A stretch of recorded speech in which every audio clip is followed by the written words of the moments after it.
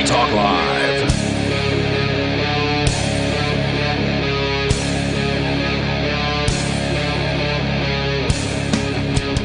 It's Free Talk Live, and you're invited if you want to join us here. You can take control of the airwaves at this phone number, 603-283-6160. That's 603-283-6160. Joining you in the studio tonight, it's Ian. And Chris. And Bonnie. And Chris, back after a couple weeks not feeling too well. Did you come down with the COVID? I did. Something? I had I presume the latest variant is, and it was a really weird, man. I tell you, Did you have it before? I'm like 99% sure I've had it at least once, maybe twice before, Okay. and it's just like. It's just been like it's just so weird, like, because it's like you're kind of sick and you can't do anything, but you got aches and pains, but it's not like the flu because there's nothing, no runny nose or anything like that, and so the whole thing is it's very bizarre. And it's like it's almost like you're not sick but you are sick and you can't do anything. And You're really low energy, right? Yeah, very low energy, and it's not even like every day. It's like every other day is like really low energy, and it's like so kind of like a roller coaster. Yeah, huh? it's you're up and you're down. Yeah, it's kind of up and down, but you can't really like some days I was kind of working and for 6 hours or whatever, and basically got stuff done, and then other days I was just like, yeah, I can't do anything today. So Wow. Yeah. Chris and I both didn't get COVID when the whole studio got COVID in March. Oh. So he thinks it was just like a variant he already had the year before, and then now it's like a different variant that Chris got this time. Yeah. I probably and the symptoms were like very similar to what I've had before. But I think this last time was definitely it definitely took me out for a longer period of time. I think a little bit longer maybe. So Well, yeah. glad to have you back. You look like you're in good health now. Oh yeah, definitely. Did you lose your taste or smell? Yeah, no, I didn't lose. I didn't. So I had a suppressed appetite is one of the things. So like I lost a bit of weight and I had some compliments on that. You can thank COVID for that one. But yeah, no, I could definitely smell. The taste was suppressed, but it I don't know. It's not like I couldn't taste anything, but it probably didn't taste right. So I guess that's kind of what they mean. When they say you can't taste anything, but I feel I don't know. I guess everybody has somewhat different responses because Aria lost her sense of taste, I guess, completely. Yeah, for me too. weeks. I couldn't taste anything. It was only like a week and a half, but I ate like one meal a day basically, but I could definitely taste stuff. And I think maybe there wasn't, when I did eat, like it was frequently like it just didn't taste good because it was just like I think it was more of I wasn't hungry because like my appetite was suppressed and I couldn't taste it so much. So and then now you don't know for sure it was COVID because you didn't get a test, right? Right, technically could not. it have been just cold or the flu or something like that? I don't think so. I mean, I feel like I had at least half a dozen symptoms that matched up with COVID pretty clearly. And the other thing is I know people who are around me who tested positive for COVID. So, and I also know like everybody else is also, even the people who didn't get tested, they didn't actually take a test for COVID. They've also been sick. Like it's been a thing here like lately where like everybody's coming down with COVID, or whatever the latest variant of COVID is. So I mean, it's possible I didn't have COVID, but it sure seems like I did.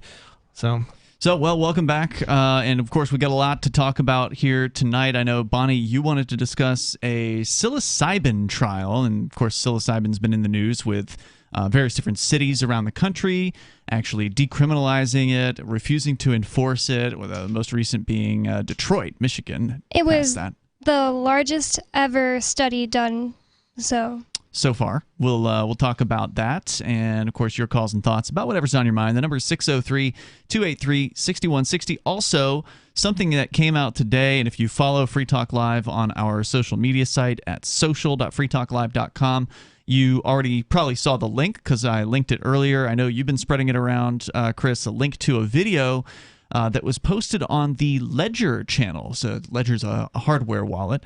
They produce regular short documentary, pieces, if you will. I wouldn't call them news packages, more of a documentary piece on the Crypto 6, and also specifically Keen as the crypto mecca, as a destination for people that want to use cryptocurrency instead of just holding on to it and hoping it goes up, but to actually come and go into a place. They got some footage of our co-host Aria kind of touring them around town. And I think that on its own would have made an interesting video. That wasn't the focus of this particular video. The focus was more on the Crypto 6, which of course is me and several other people, including a few of our co-hosts, Aria and Nobody. We got raided earlier this year in March, and your footage was prominent in this, Chris, because you were actually outside of our home that morning. You got wind of the attack against us. And I guess you're probably still awake, right? Like at 6 a.m. So you grabbed your video camera and came out here and got attacked, assaulted, basically, by federal armed goons and local Keene police goons who were doing the federal government's bidding. A lot of that footage made it into this this release that, again, is on the Ledger channel on YouTube. Yeah, they definitely were not ready for people to come and report on what was going on. Like, they didn't have any barriers up or anything. I walked literally... They weren't expecting that. I literally walked right up to the house almost. I was literally across the street from the building, and I was like, I better not cross, because if I cross the street, I might get shot. I'll literally be on the property at that point. So I'm like, and then at that point, they kind of were coming at me anyway. So I'm like, I kind of took a right-hand turn as opposed to crossing the street. Now, what would have been interesting if we actually know the people who live right across the street here. They're kind of free staters. Like, they kind of keep to themselves, though. They don't really, or at least at the time, I think there's new people living there now, and I don't really know who they are. But at the time of the raid, there were a couple guys there that we knew, and I presume they just slept through it or whatever. They didn't know what was going on. But wonder what they would have done if let's just say it was you that lived in the house across the street. Would they have been able to actually kick you off of your own property in that particular case? Interestingly enough, there was an incident that was filmed, but the video hasn't been published or anything. And I can answer that one. Basically, I was straight out told that if I know the people who live there, like, I could be on their property, basically, or something to that effect. And this is what the police officer told me at one point. So I'm like, this was in a completely different scenario? No, this is the day related. of. Okay. Yeah. And unfortunately, like, and I wasn't actually close enough. Like, so I was... Yeah, unfortunately, I was basically refuted by certain people. So because they actually kind of called my bluff at the time. Gotcha. So, but it would have been. But if it were your property, you could have stood in your front even yard. if it wasn't, as long as I knew the people there, basically I could. And the thing is, like, I knew the you knew people. Us. Well, here's the thing. Like, okay, so the way they phrased it was if you know the people or something, and I'm like, oh yeah, I know the people there, and of course the people didn't know me, but I know them because they're the neighbors of right. So the officer called my bluff, and unfortunately they were like, yeah, the people they were not our friends, so to speak, neighbors. It was a different set of neighbors, but otherwise I might have been able to. But yeah, it was but the crazy thing is they kept trying to, like, block my ability to film. Right. So, yeah, they don't want. Well, they grabbed your camera in one part. Well, they like kind of push it. In the video that came out today, you can see that. They definitely did. I was basically a block away. Like, they pushed me back a block. Like, first they pushed you back a little bit, and then they pushed you back a block. It was kind of interesting. It was kind of entertaining in one sense, because I actually got, like, the good stuff happened in the first hour.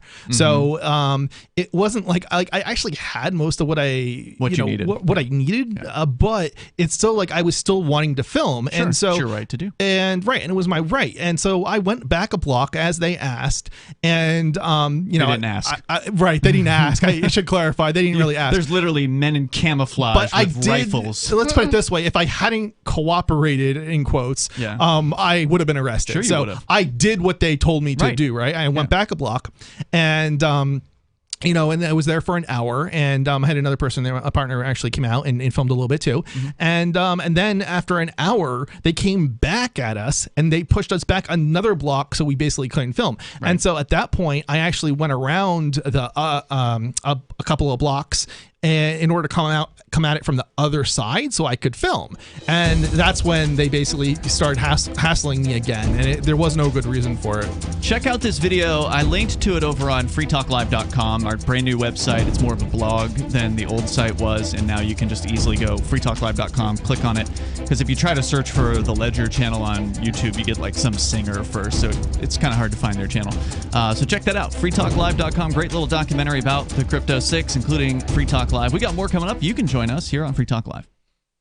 Is oral health important to you? If you don't like your own teeth, fresh breath, or kissing people, then by all means, stop listening. Several years ago, I met Jessica Armand, founder and CEO of My Magic Mud, and I became passionate about the product that she created and never want to live without it. It's clinically proven to whiten teeth, but I find it does much more. They want you to love My Magic Mud as much as I do, so they're giving you a money-back guarantee plus 20% off. Go to mymagicmud.com and use coupon code FTL20 at checkout. mymagicmud.com, FTL20.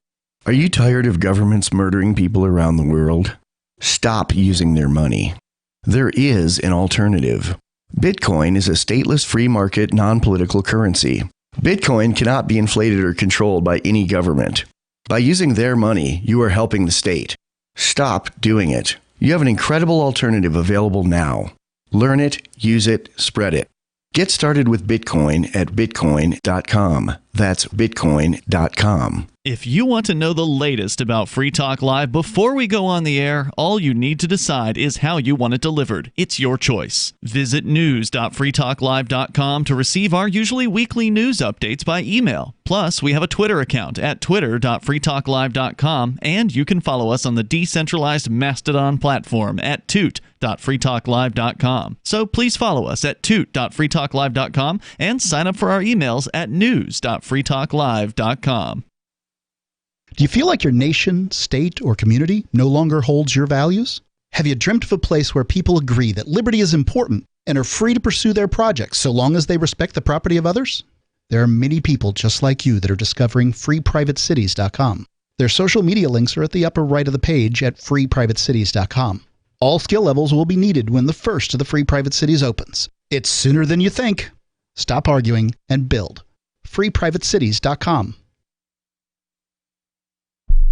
The Free State Project has reached its goal of 20,000 liberty lovers who've pledged to move to New Hampshire and get active to achieve liberty in our lifetime.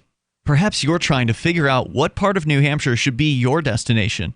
If so, consider Keene. You'll find more than 150 reasons to move to Keene at move.freekeene.com. Keene is famous for its historic, publicity-generating activism, as well as being the liberty media capital of the world. It's home to freekeene.com, New Hampshire's destination for liberty activism, news, and opinion. For years, we've been compiling over 150 reasons to move to Keene at move.freekeene.com, where you'll learn about some of what's happening here and what makes Keene a great place to live. If you love liberty, you'll probably enjoy anywhere you end up in the Shire. But do your due diligence first. Please visit move.freekeene.com for the full list of over 150 reasons to move to Keene. That's move.freekeene.com. There are lots of ways to listen to Free Talk Live. Our podcast has been around since podcasts began, and now the FTL feed is loaded with content besides our full show archives. Did you know that we make it easy for you to customize your podcast subscriptions? We have different feeds, one that includes only our full shows, one with just the Daily Digest, and our main feed that includes everything. You decide what you listen to. It's quick and easy to customize your feeds at feeds.freetalklive.com. That's feeds.freetalklive.com. There are basically two types of advertising, direct response and branding. Radio's great for direct response with its low cost to listener ratio, but audio can't be beat for branding, which is a longer-term endeavor. You want to be the first thing that someone thinks of when they think about your product or service. If you have a local business that you want kept top of mind in your community, call the station. If you need national reach, Free Talk Live's got around 200 radio stations, millions of monthly listening sessions, can suit all budgets, and if we don't think we're right for you, we'll tell you. Email me, mark@freetalklive.com. Don't miss a moment of Free Talk Live. Get our archives daily via our podcast at feeds.freetalklive.com.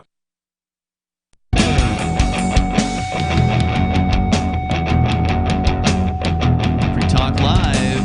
You can join us here. The number is 603-283-6160. That's 603-283-6160. You can bring up anything you want. We're just kind of reflecting on the excellent little documentary short film that was produced and put online by Ledger.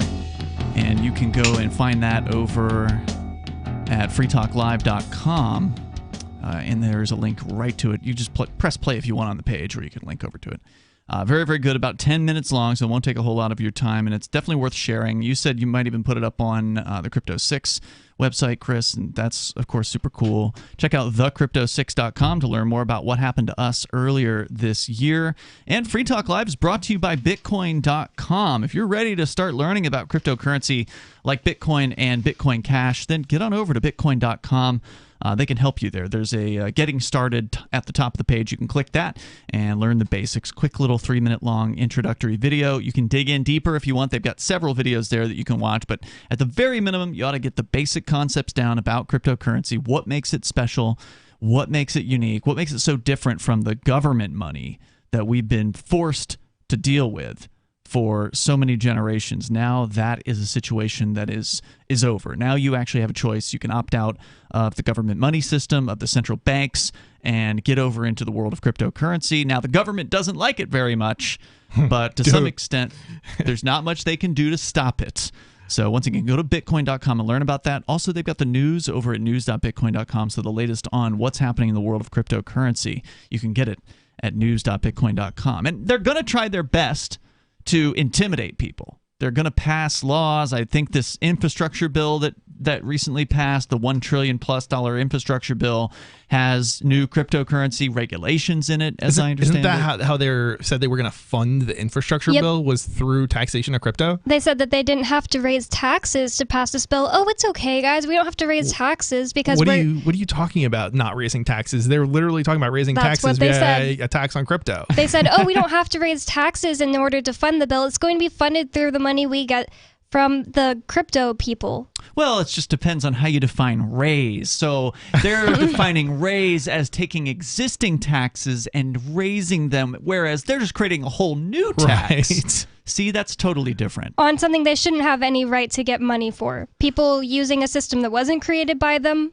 It completely has nothing to do with them. Why does the government get money for that? It doesn't make any sense. Well, because basically the rule with governments is if it moves, tax it.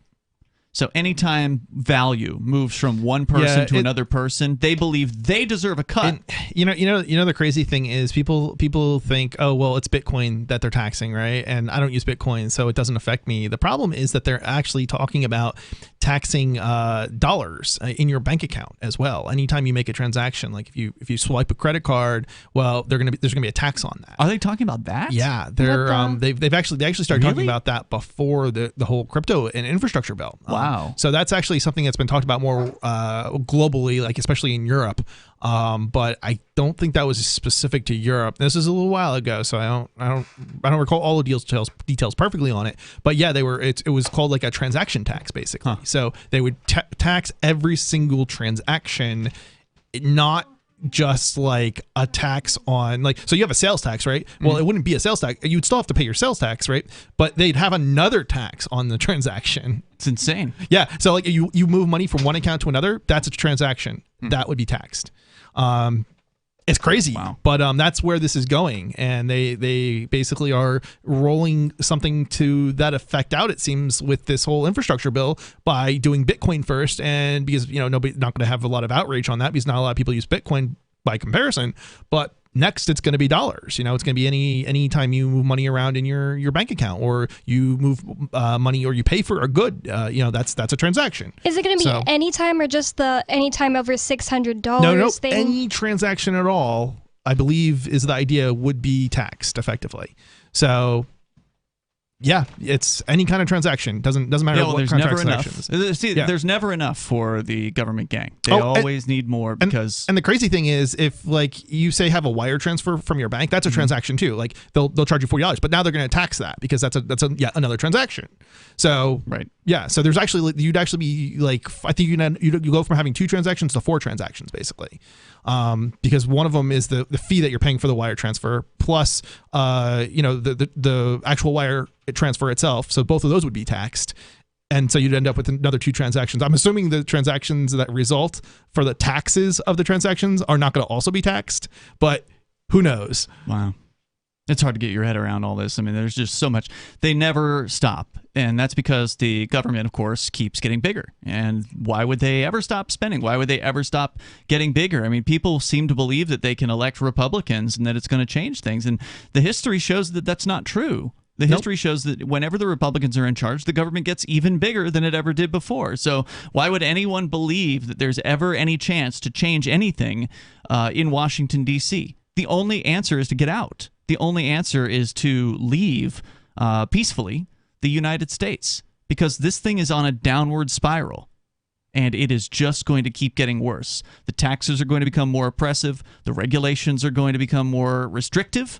And it's going to get ugly. It's already out of control. Yeah. If you look at like inflation, we're already seeing. I think it's like 7%. I think that's the official number is like 7%. And the unofficial number, those are lies, right? And the unofficial, as we saw in Venezuela, there's an official number and then there's the unofficial number, right? And we're already seeing, and the crazy thing is we've already seen.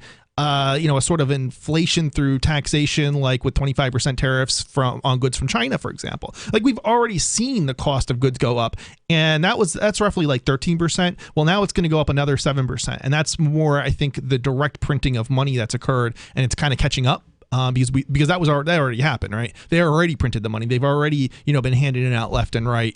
It's interesting you mentioned Venezuela. I had a story from a couple weeks ago at this point from the Mises Institute. This was being posted over at EurasiaReview.com. Joseph Salerno writing about now Venezuelans are turning to gold nuggets as their local currency continues to implode. The Venezuelan government, as we reported here, recently lopped off 6 zeros from its hyperinflating currency, the bolivar.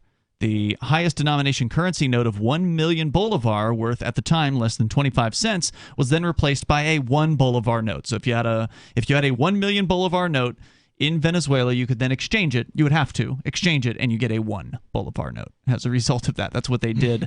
I think it was at the beginning of October. At the same time, a 100 bolivar note worth about $25 was introduced as the new highest denomination of the bolivar.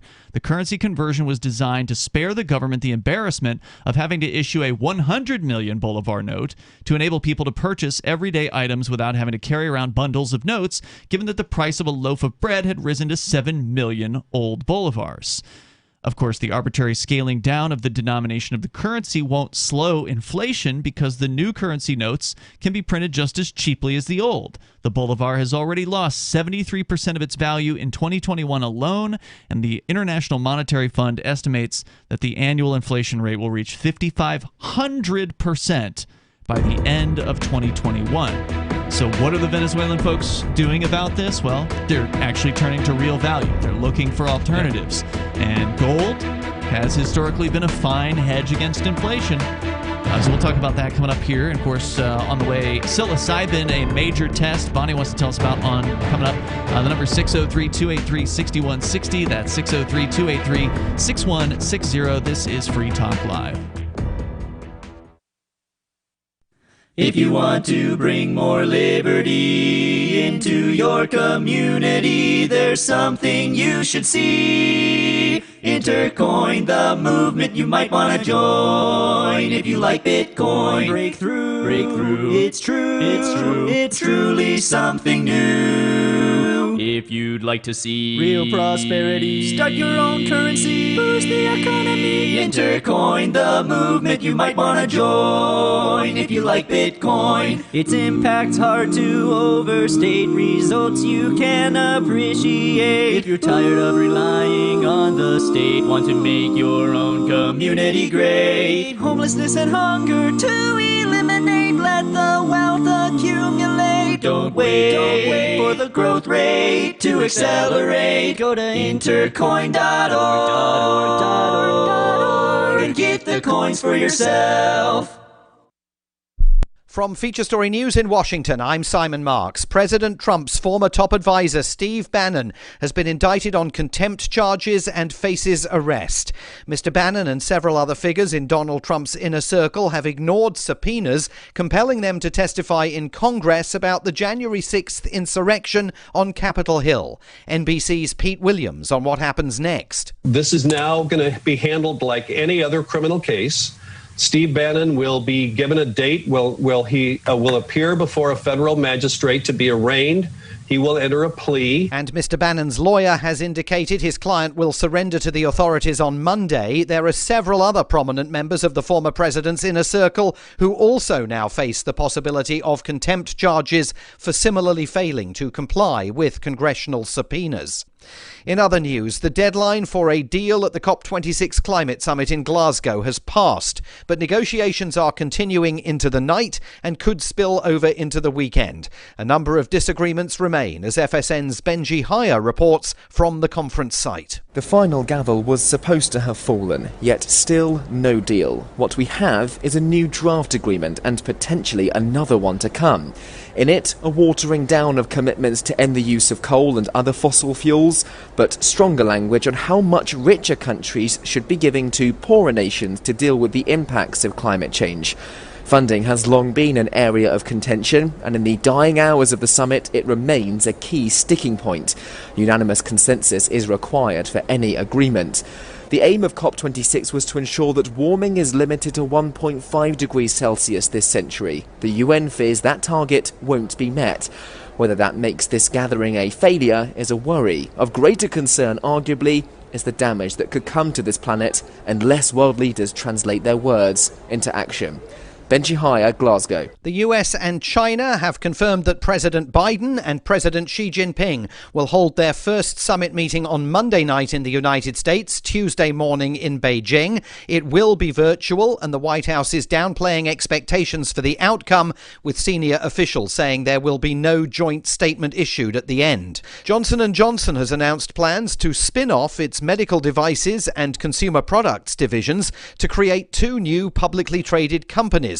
From FSN's business desk in New York, Will Denzelo reports. The split would separate the part of the business that makes household brands like Band-Aids and Listerine mouthwash from J&J's wing that makes and sells medical devices and prescription drugs, including the COVID-19 vaccine. In a statement, outgoing CEO Alex Gorsky said the move will accelerate efforts to serve patients and consumers, drive profitability and improve healthcare outcomes globally. From bureaus worldwide, this is FSN. We're still not sure why you'd want to watch, but our video feed is streaming nightly for free at cam.freetalklive.com.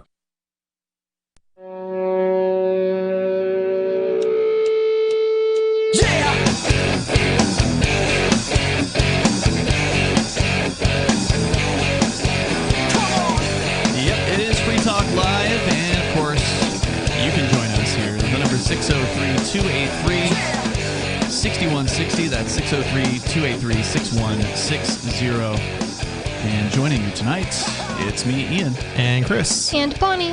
Visitors come in. Actually, a visitor coming in here, visiting from Manchester, just moved up as part of the Free State Project, the migration of liberty-loving folks coming up here to New Hampshire. And we were just talking about, the answer is to get out of the United States. Well, the first step for that to happen is people need to get together who have a like mindset. And we're starting to see the numbers on those migrations are beginning to increase at quite a clip. Now, Chris, dramatically. You're actually, I don't get to leave the house very much because I'm on some crazy bail conditions, but you get to go to all the meetings I used to go to.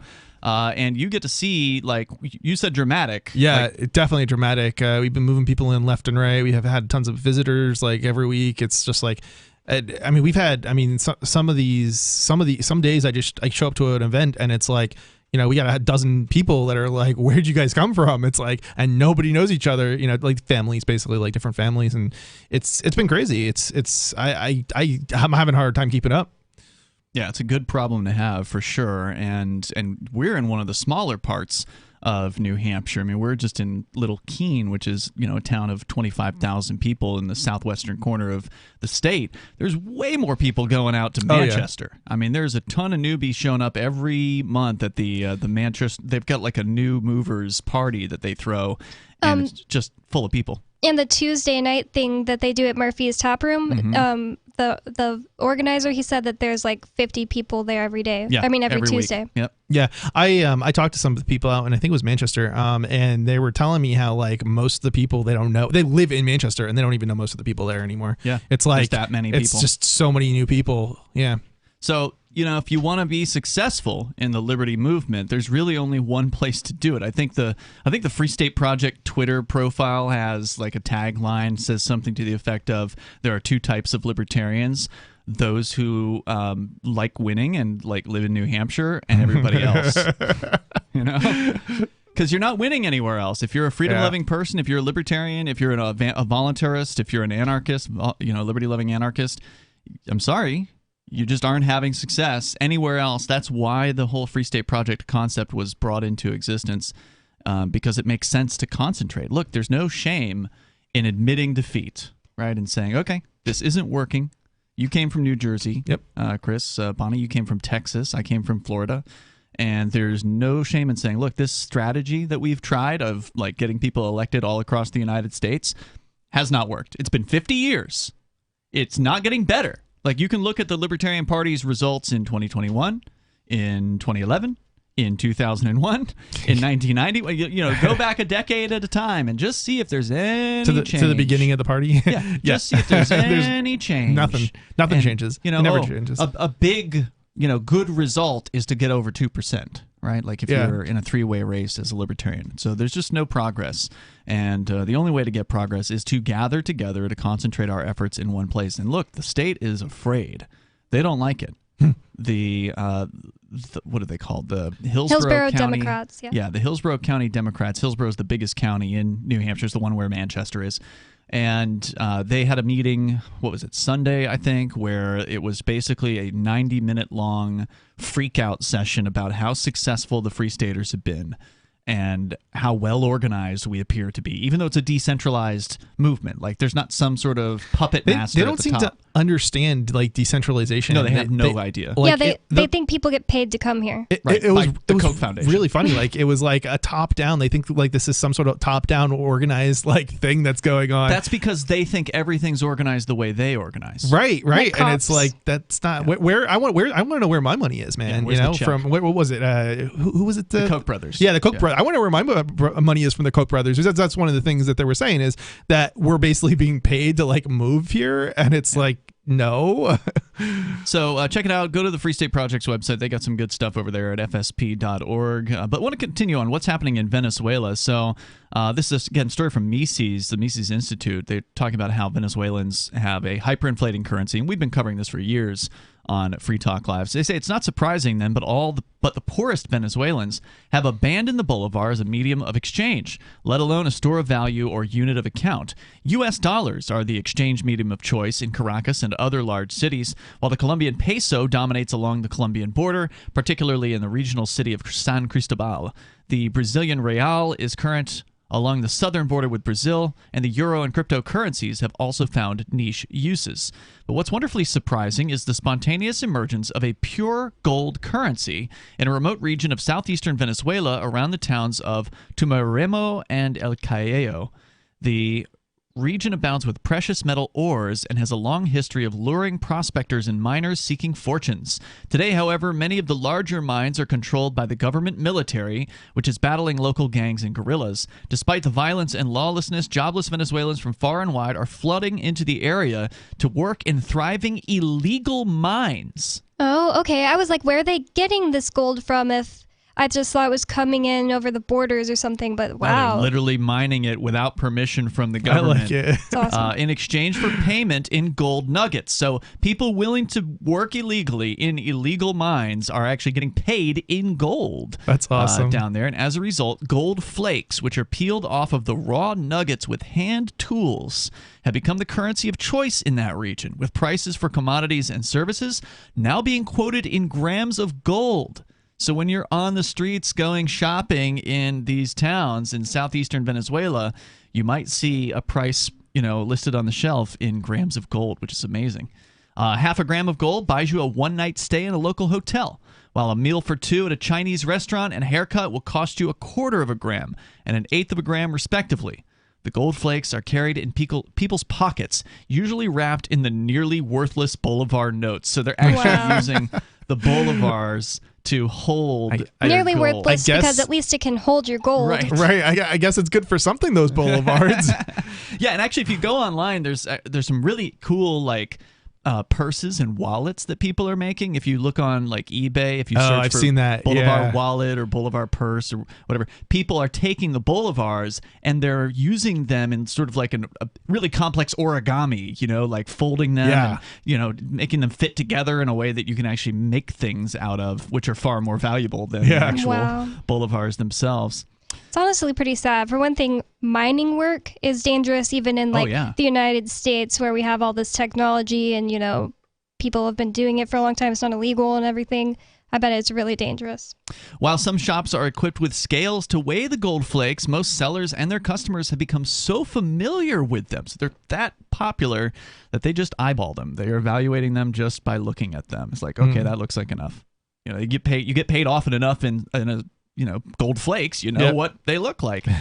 Most sellers and their customers, for example, a barber and his customer who transacted for the haircut agreed that 3 gold flakes equaled the 1/8 gram price, which is approximately $5. Gold is also starting to penetrate into the nearby cities, such as the regional capital, Ciudad Bolivar, and as stores and shopping malls gladly accept gold in exchange for dollars from miners who are seeking to cash out. For gold to become a full-blown currency that can viably compete with depreciating dollars and other foreign currencies, the raw nuggets need to be minted into convenient shapes and sizes, and their weight and fineness certified by reputable firms. Of course, we know the solution to this. It's the gold bag, which is an amazing product. Unfortunately, it's at this time only available in the United States. You should check out goldbag.com. They're not a sponsor here on Free Talk Live. You can get it online outside of the United States, right? Yeah, but good luck getting it through customs. That's the problem. Yeah. If you order... Really? Well, yeah. I mean, look, if you're a customs agent in Venezuela, you're probably corrupt. I didn't mean Venezuela. I mean, it's not only available to order online if you live in Europe, right? You can in theory have them shipped anywhere in the world. The question is, can you get them through the customs of the country to which you're having them shipped? So any country, not just Venezuela, gold coins are banned for mail for customs purposes. I didn't know that. Well, plus, a lot of customs is very corrupt in countries, especially south of the border. And you never know what's going to get through and what's not. But if you want to weigh in here, the number is 603-283-6160. Very exciting that people are taking up alternatives to government money all around the planet. More coming up. This is Michael Dean from the Freedom Fiends. I've run websites since 1996 and have used over a dozen web hosts in that time. AgristHosting.com is the only one that hasn't broken my heart. Agrist Hosting's uptime and service is stellar, and their DDoS mitigation is the best I've seen. That's important because if you tell the truth in this world, you'll ruffle feathers. And some people will try dirty tricks to silence your voice. No matter what the haters hit us with, Agrist Hosting keeps our websites online. If you have a mission-critical commercial presence or a world-changing activism site, you cannot tolerate any skullduggery. So go with agristhosting.com. Have a WordPress or blog site, but you're not satisfied with performance or uptime? Or just want raw hosting? Want to pay with Bitcoin? Agrist Hosting specializes in high-performance hosting with personalized service. Go to agristhosting.com and click on the button that says Get Hosted. That's agristhosting.com. Looking for a great real estate investment? Consider New Hampshire, which is ground zero for the Liberty Movement. Your first call should be to Mark Worden from Porcupine Real Estate. He's more than just a real estate agent. He's your New Hampshire concierge. Where are the best places to live? Do you want farm, city, the burbs, or forest? Do you want a duplex or multifamily building so that renters pay your mortgage? There are homes in all price ranges in New Hampshire, and Mark can help with financing too. Invest in Liberty and property. Mark Worden can help. PorcupineRealEstate.com. What if you want to hear the latest episode of Free Talk Live, but all you have is your phone, you forgot to download our archive, and you have no data connection? You can call our Listen line at 641-793-0191. That's a long-distance number, so you may incur charges. If not, listen as long as you want. 641-793-0191. The Free Talk Live listen line, 641-793-0191. We have some good news. The indictments against Ross Ulbricht in the District of Maryland were dismissed with prejudice, meaning they can never be refiled. This is especially good because those indictments contain the only charge ever made that Ross engaged in murder for hire. This was a serious allegation that Ross Ulbricht denies. It was never prosecuted or ruled on by a jury, but was trumpeted by the federal government and the media as if it were proven fact. The Maryland court held these indictments for almost 5 years, poisoning Ross's case and leaving him under a cloud of unproven allegations. As explained in Ross's appeal to the Supreme Court, the fact that the judge used these allegations to give Ross a draconian sentence of double life without parole violated his Sixth Amendment right to a jury trial. Judges are required to issue sentences based on convictions decided by a jury, not unproven allegations never even charged at trial. Although this is a positive development, the dropped indictment will not set Ross free. Now, a presidential pardon is Ross's only hope of freedom. Sign the petition at freeross.org. freeross.org. Tired of cancel culture? Sick of mega tech corporations holding an axe over your head? Join the LRN.FM Matrix chat server. It's self-hosted, so no one else can tell us what to do or say. Don't like the existing channels? You can make your own. You can even connect into some of our channels from other Matrix servers. It's federated. For the full LRN.FM Matrix experience, though, you should join our server via the step-by-step instructions at chat.lrn.fm. chat.lrn.fm. So you've signed the Shire Society Declaration and are planning your move to New Hampshire to be around more liberty-oriented people. Next, sign up for the Shire Society Forum at forum.shiresociety.com. There are a bunch of people there who are already in the Shire, and they want to meet you. If you're already in the Shire physically, you should also come by the forums. Remember, not everyone uses Facebook. New people are signing up for the Shire Society Forum every month, so drop in and say hello at forum.shiresociety.com. You can help spread the ideas of liberty with our Patreon for just $5 per month at amps.freetalklive.com.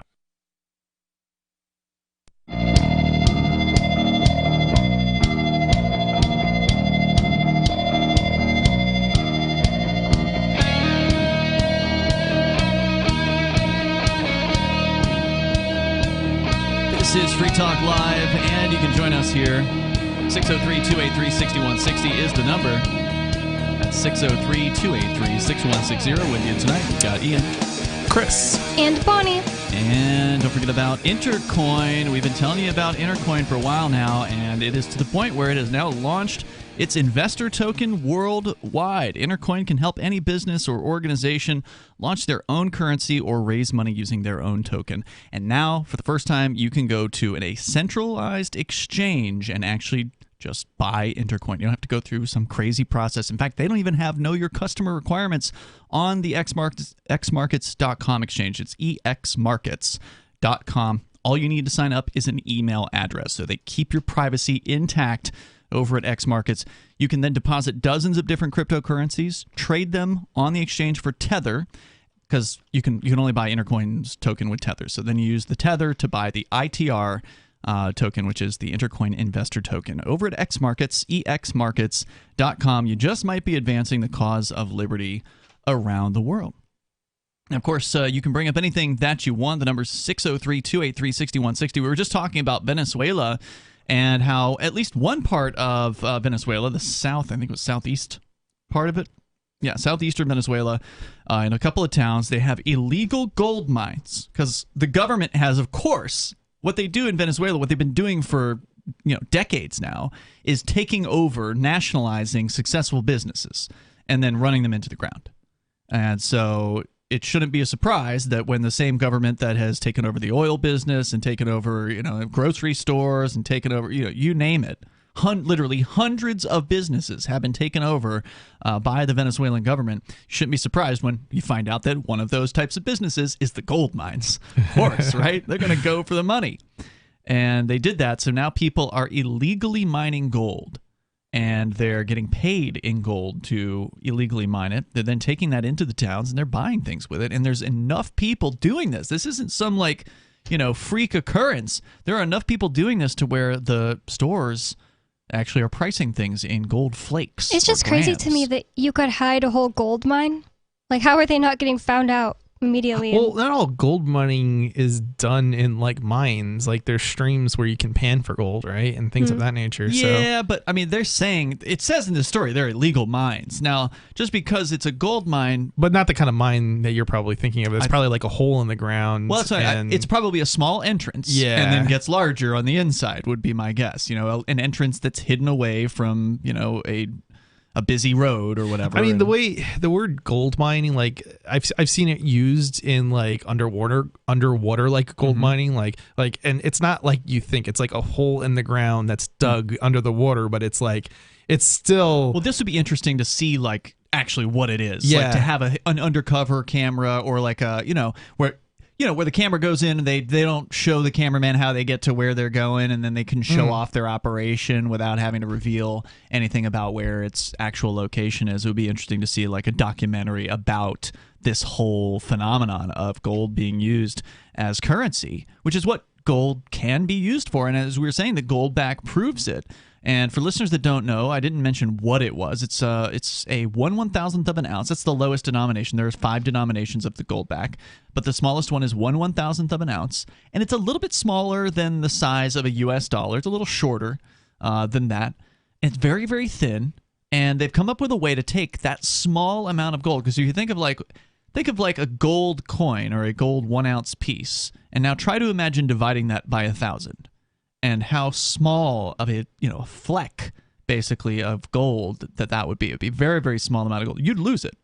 Unless you wrapped it in your bolivar. Exactly. But even then, they've got to be really careful with these things because, I mean, gold flakes, little bits of gold, those are easy to lose. I mean, the convenience of gold backs over gold flakes is enormous. It's huge. Yeah. It's worth whatever the premium is. There is a premium, right? So if you get a little bit, 1/1000th of an ounce of gold, technically right now is worth about $1.85. I think an ounce of gold is selling for about $1,850. So, but that's presuming you could get it at spot, which you really can't do. So it's probably more like $2.50. But you're going to pay at least, I think, right around $3.50, $4 for a gold back. And that's because there's a very high-tech manufacturing process involved in making the gold back and making it so much more convenient and making it something you can just stick in anybody's wallet. You can pull out, you can count. You don't have to worry about it. If it falls to the ground, you can see it on like a fleck of gold or something like that. When I went to a pizza place in Utah with my dad, I had just gifted my dad 2 gold backs, and the lady that owned the place, we started talking to her, and I asked her if she accepted cryptocurrency, and she didn't really seem to understand crypto and was just like, no. Was she a little older?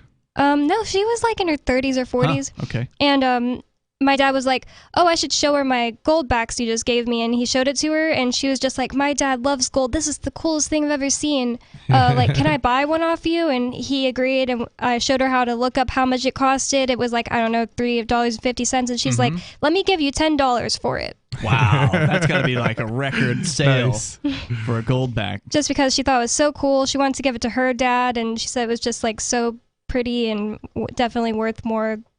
I know they go for like a premium on eBay. They do. You pay like $7, $8, yeah.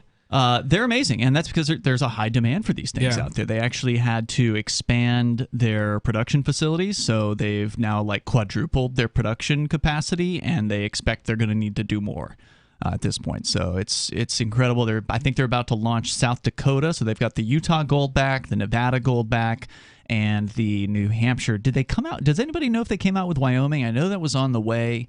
I don't know if that actually officially launched yet. Maybe it has, I missed it. I mostly was just interested in New Hampshire. Sure.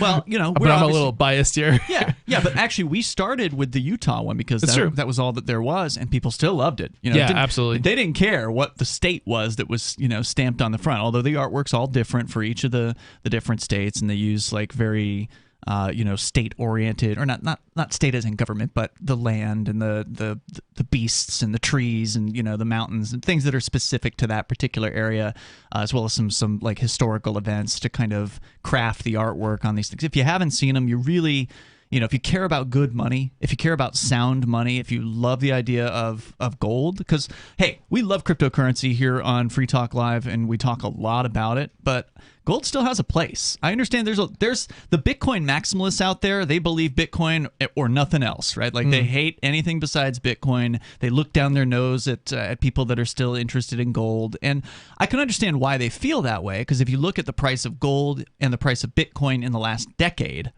well, the price of gold's basically stayed pretty flat. Yeah, I like stuff that I can use, honestly, and it's kind of interesting. It's like I'm definitely not a gold person, but at the same time, like it's useful. If it's useful, that's really what matters, Yeah. Absolutely. So check it out if you haven't done so yet. They're doing really amazing stuff over at goldback.com. And I wish that it would be something that we could, get smuggled into Venezuela.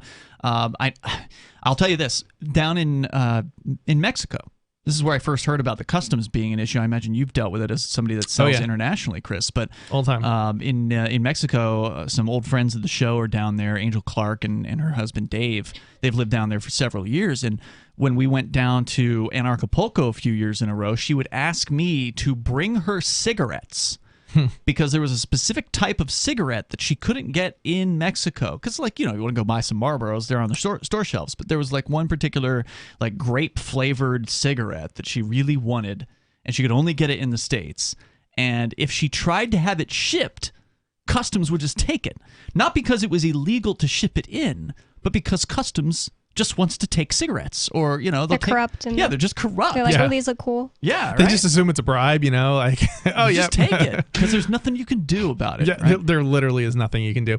It's interesting. It's like it's actually interesting because you can get stuff into Mexico and a lot of these countries if you're willing to pay the premium to get it there. But otherwise, it just gets stolen at customs. When you say the premium, is there some special way to get it through customs that will guarantee it? Yeah, kind of. Do you have a courier that stays with it the whole time or something? Yeah. Basically, you just hire a private courier. So it'd be like DHL or UPS or FedEx as opposed to going with the postal system. So it's the postal system where all of this kind of corruption kind of goes on, and it's because I don't actually fully understand why it's only that way, but I do understand that if you want to get something into a country, pay the private sector because the private sector will get it. Get it there. I wouldn't be surprised if a U.S. postal worker Fed had some arrangement with customs, you want to steal those cigarettes, you got to give me 3 of them. Could be. Yeah, it's interesting. You can definitely get stuff into some countries through the postal system without a problem. And sometimes it's actually easier to go through the postal system, from the U.S. to Canada. But in a lot of countries like South America, Europe, private carriers is the best way to go. Yeah, so maybe that's a way that you could get some goldbacks into Venezuela. It would be worth experimenting with. If you know somebody in Venezuela, see if they can accept those deliveries. And unless it's contraband down there, who knows? There's more coming up here. Hour number 2 is on the way. This is Free Talk Live. The new 4th edition of Healing Our World, The Compassion of Libertarianism, will take your understanding of liberty to a deeper level and has over 1,300 updated references, new cartoons, and a foreword by Dr. Ron Paul. With discounts for multiple book purchases, the 4th edition of Healing Our World is a great gift for the liberals, pragmatists, environmentalists, and Christians in your life who think libertarianism is cold-hearted. Get yours today at healing.freetalklive.com and use promo code FTL for a $5 discount. After a devastating war, the alien visitors were driven back, and their willing human collaborators were left behind to face the music. When Emma Jean Anderson's ex-lover springs her from prison, Nathan Foster and his 14-year-old nephew Ben are tasked with bringing the pair to justice. An easy enough job until they discover something is inside Emma Jean, and the fate of the planet hangs in the balance. The Family Business by Mike Coopery from BaneBooks.com. My name is Jacob Hornberger. I'm president of the Future of Freedom Foundation, which Congressman Ron Paul awarded for having an outstanding freedom website. Write us at fff@fff.org, and we'll send you a free 3-month subscription to our monthly journal of libertarian essays and our booklet, Economic Liberty in the Constitution, which George Mason University economics professor Walter Williams praised in a recent column. That's fff at fff.org. If you want to know the latest about Free Talk Live before we go on the air, all you need to decide is how you want it delivered. It's your choice. Visit news.freetalklive.com to receive our usually weekly news updates by email. Plus, we have a Twitter account at twitter.freetalklive.com, and you can follow us on the decentralized Mastodon platform at toot.freetalklive.com. So please follow us at toot.freetalklive.com and sign up for our emails at news.freetalklive.com. You're listening to the live edition of Free Talk Live. Hour number 2 is next after the news here on the Liberty Radio Network at LRN.FM. From Feature Story News in Washington, I'm Simon Marks. President Trump's former top advisor, Steve Bannon, has been indicted on contempt charges and faces arrest. Mr. Bannon and several other figures in Donald Trump's inner circle have ignored subpoenas, compelling them to testify in Congress about the January 6th insurrection on Capitol Hill. NBC's Pete Williams on what happens next. This is now going to be handled like any other criminal case. Steve Bannon will be given a date. He will appear before a federal magistrate to be arraigned. He will enter a plea. And Mr. Bannon's lawyer has indicated his client will surrender to the authorities on Monday. There are several other prominent members of the former president's inner circle who also now face the possibility of contempt charges for similarly failing to comply with congressional subpoenas. In other news, the deadline for a deal at the COP26 climate summit in Glasgow has passed, but negotiations are continuing into the night and could spill over into the weekend. A number of disagreements remain, as FSN's Benji Haya reports from the conference site. The final gavel was supposed to have fallen, yet still no deal. What we have is a new draft agreement and potentially another one to come. In it, a watering down of commitments to end the use of coal and other fossil fuels, but stronger language on how much richer countries should be giving to poorer nations to deal with the impacts of climate change. Funding has long been an area of contention, and in the dying hours of the summit, it remains a key sticking point. Unanimous consensus is required for any agreement. The aim of COP26 was to ensure that warming is limited to 1.5 degrees Celsius this century. The UN fears that target won't be met. Whether that makes this gathering a failure is a worry. Of greater concern, arguably, is the damage that could come to this planet unless world leaders translate their words into action. Benji Haya, Glasgow. The US and China have confirmed that President Biden and President Xi Jinping will hold their first summit meeting on Monday night in the United States, Tuesday morning in Beijing. It will be virtual, and the White House is downplaying expectations for the outcome, with senior officials saying there will be no joint statement issued at the end. Johnson & Johnson has announced plans to spin off its medical devices and consumer products divisions to create 2 new publicly traded companies. From FSN's business desk in New York, Will Denzelo reports. The split would separate the part of the business that makes household brands like Band-Aids and Listerine mouthwash from J&J's wing that makes and sells medical devices and prescription drugs, including the COVID-19 vaccine. In a statement, outgoing CEO Alex Gorsky said the move will accelerate efforts to serve patients and consumers, drive profitability, and improve healthcare outcomes globally. From bureaus worldwide, this is FSN. With FSN Spotlight, I'm Simon Marks. Today, the legacy of F.W. de Klerk, the last apartheid-era president of South Africa, who died this week at the age of 85. He's remembered here by Lord Robin Rennick, the former British ambassador to South Africa. Without him, South Africa was heading for civil war. The situation was getting worse all the time. The most brutal methods were being used to suppress black South African opposition under an extremely unpleasant dictatorial president called P.W. Botha, and many people didn't believe that he would do what he then proceeded to go on and do. F.W. de Klerk removed every single apartheid law. He also set the country irreversibly on course for one person, one vote. He told me that unless he achieved one person, one vote for his country, he felt that he would never be able to look all his countrymen in the eye again. and the same with his international counterparts. Not everyone gives de Klerk all that credit. Civil rights activists argue that until the 1980s, he was a willing supporter of the apartheid regime. But it was his decision to end the nation's shame that set the stage for Nelson Mandela to succeed him. The main news again. President Trump's former top advisor Stephen Bannon has been indicted on contempt of Congress charges and will surrender to the authorities on Monday. The deadline for a deal at the COP26 climate summit in Glasgow has passed, but negotiations are continuing. And Johnson & Johnson is spinning off its medical devices and consumer products divisions to create 2 new publicly traded companies. There's more from us on Twitter @FeatureStory. And that is the latest Feature Story news. Simon Marks reporting. If you're just tuning in, a horrific accident. Dozens are dead and hundreds more injured after the Coors Light party train crashed in Pratt, Kansas. The train was barreling through a field on its way to liven up a boring, overheated barbecue when something went wrong. Partiers were thrown hundreds of feet from the train as the frost-powered locomotive careened through bystanders at its normal speed of over 27,000 miles per hour. Rescue crews are struggling to get close to the crash. The Rocky Mountain frost radiating from the downed silver bullet is flash freezing survivors' bodies as they try to escape the wreckage, and the OJ's hit song Love Train is looping at deafening levels. No word yet on the cause of the accident, but investigators are focusing now on the fact that the train weighs 400 million tons and was not on rails. Coors Light has released the following statement, quote, Coors Light regrets any loss of life caused by the Coors Light party train's raw, frosty power. Please continue to enjoy Coors Light. We'll have more on this story as it develops. This is the Onion News Network.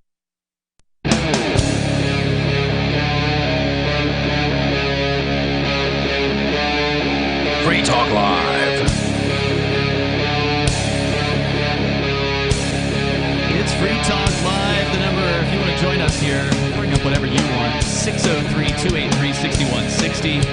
That's 603-283-6160. And you can bring up whatever is on your mind. Joining you in the studio tonight, it's Ian. And Chris. And Bonnie. Coming up, Bonnie, you're going to be telling us about a record psilocybin trial being, I guess, very successful. And that's on the way here tonight. Plus, DUI checks in all cars coming soon, according to the federal government, at least all new cars. I believe, if I recall the story correctly, it's after 2026, but we'll get into that. Chris, you have that story as well, so we'll talk about we'll talk a little bit about drugs on the way here tonight. Of course, we've been talking about money, and we were discussing Venezuela and how now the southeastern corner of Venezuela is starting to be flooded with gold flecks as people are illegally mining gold in Venezuela so they can use it on the streets as currency instead of using the insanely inflating, hyperinflating Bolivar currency where the government just knocked 6 zeros off of the Bolivar at the beginning of October. Now, here's the weirdest thing about this. For years, we have been following Venezuela's various different news coming out of Venezuela.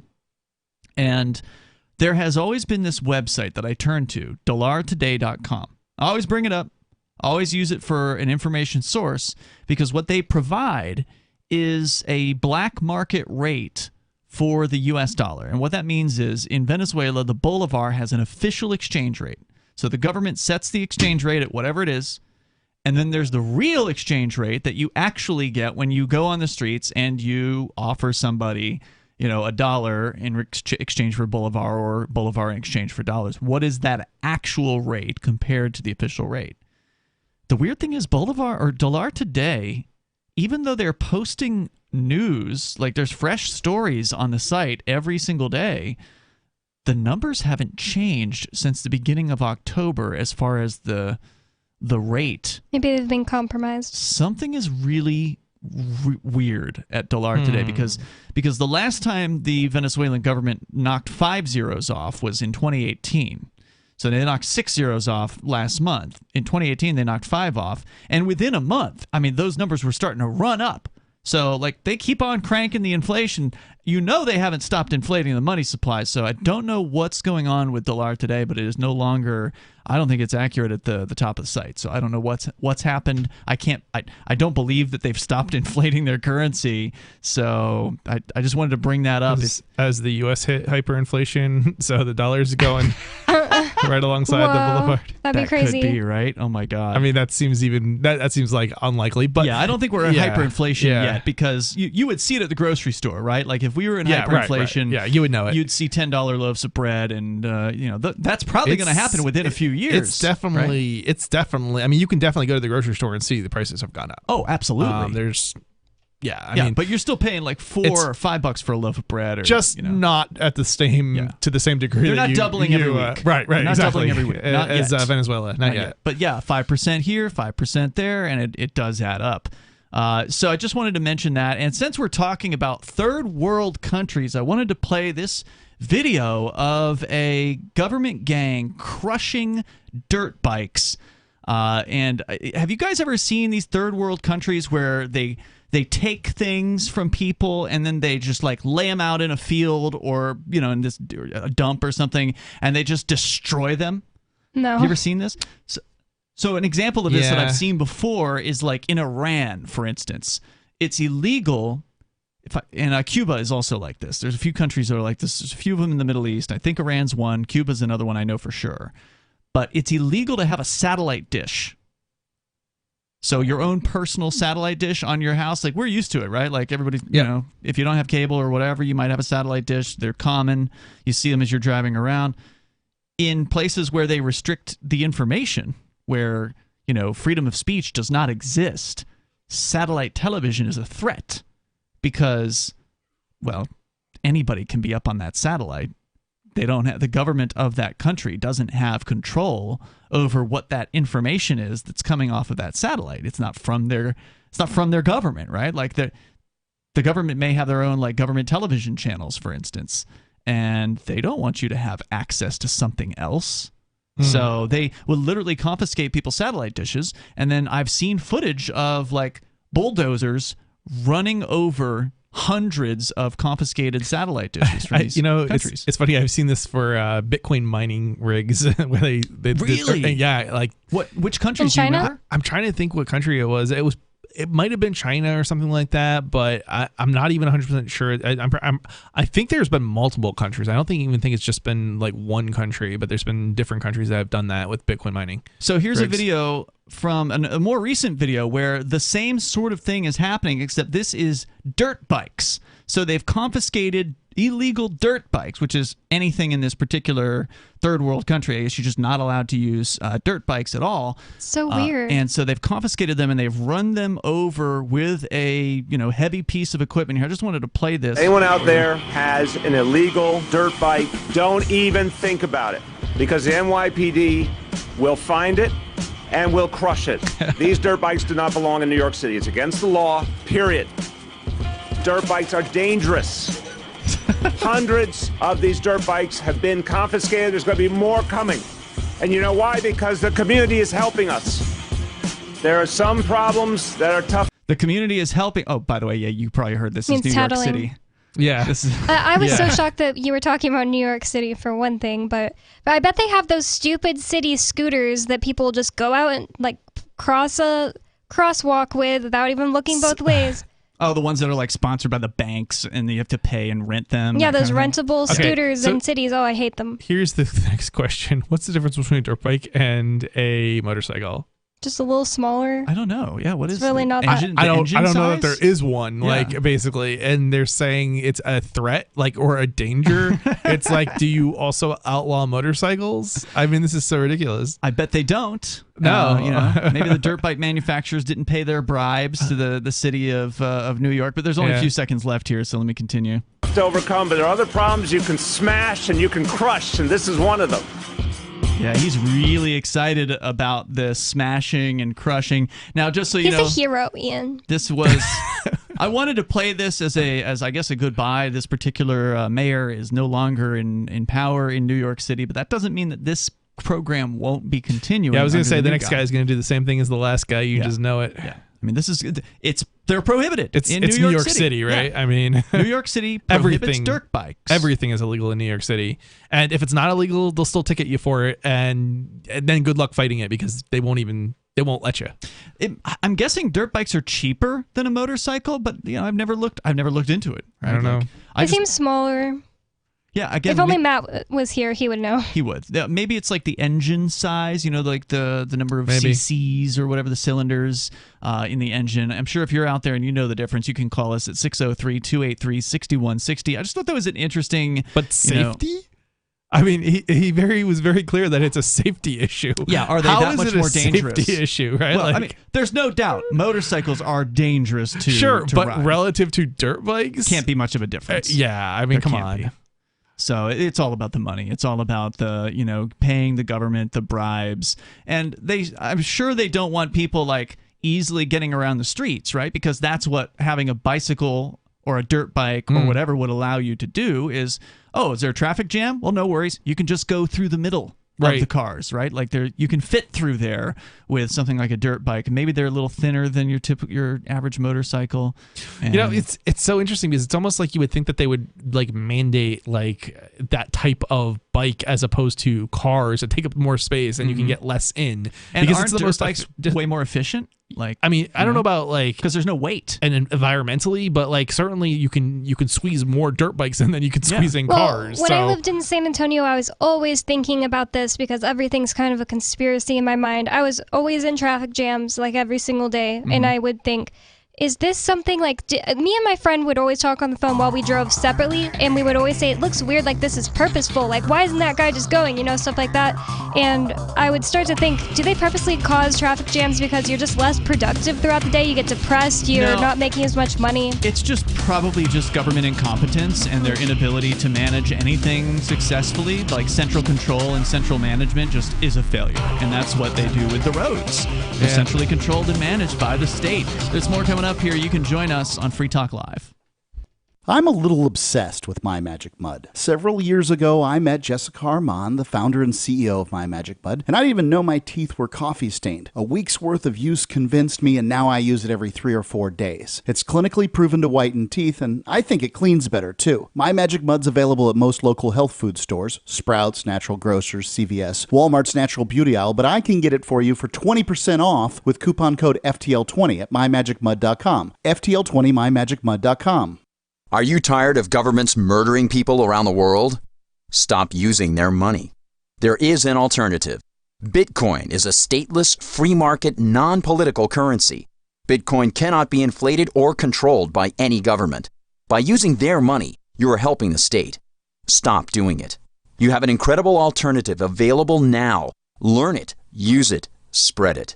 Get started with Bitcoin at bitcoin.com. That's bitcoin.com. There are lots of ways to listen to Free Talk Live. Our podcast has been around since podcasts began, and now the FTL feed is loaded with content besides our full show archives. Did you know that we make it easy for you to customize your podcast subscriptions? We have different feeds, one that includes only our full shows, one with just the Daily Digest, and our main feed that includes everything. You decide what you listen to. It's quick and easy to customize your feeds at feeds.freetalklive.com. That's feeds.freetalklive.com.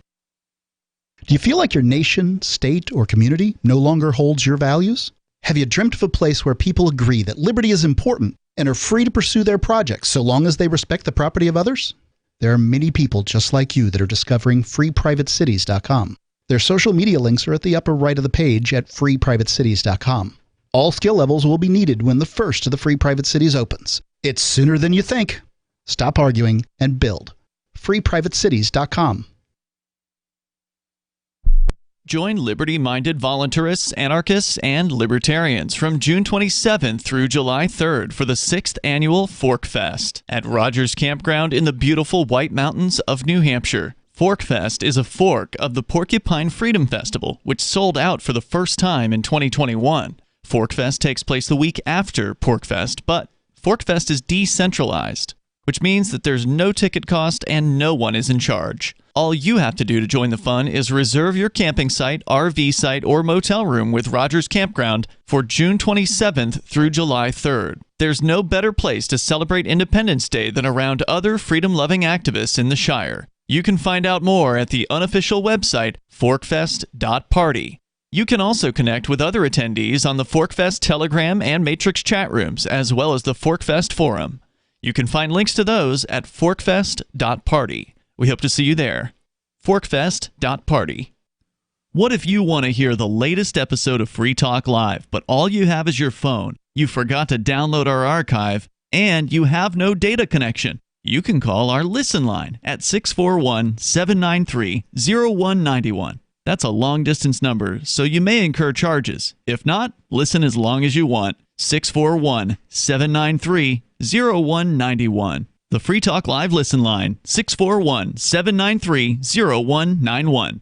There are basically two types of advertising, direct response and branding. Radio's great for direct response with its low cost to listener ratio, but audio can't be beat for branding, which is a longer-term endeavor. You want to be the first thing that someone thinks of when they think about your product or service. If you have a local business that you want kept top of mind in your community, call the station. If you need national reach, Free Talk Live's got around 200 radio stations, millions of monthly listening sessions, can suit all budgets, and if we don't think we're right for you, we'll tell you.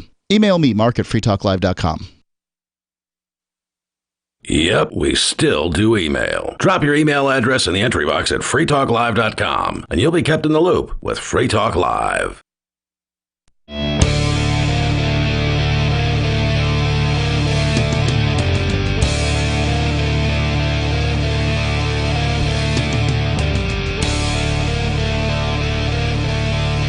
It's Free Talk Live. You can bring up what is on your mind. Just dial in at 603-283-6160. That is 603-283-6160. Joining you in the studio tonight, you've got Ian and Chris and Bonnie. We were just talking about New York City, where they've got propaganda pieces out bragging about how it is that they are running over people's dirt bikes with basically heavy construction equipment. And there's like a 30-second video that was actually posted to the official mayor's channel on Twitter. So this is a video that's official, by the New York City government, bragging about how many bikes they've stolen and how they're going to destroy them. And our guest here in the studio pointed out during the break, why wouldn't they just sell them? Well, they want to show how tough they are, right? They're being tough on crime. They should start putting out videos where they take people's weed and then just show their officers smoking it to destroy it. Well, I guess they can't really do that in New York City, although it is decriminalized, from what I understand, in New York State.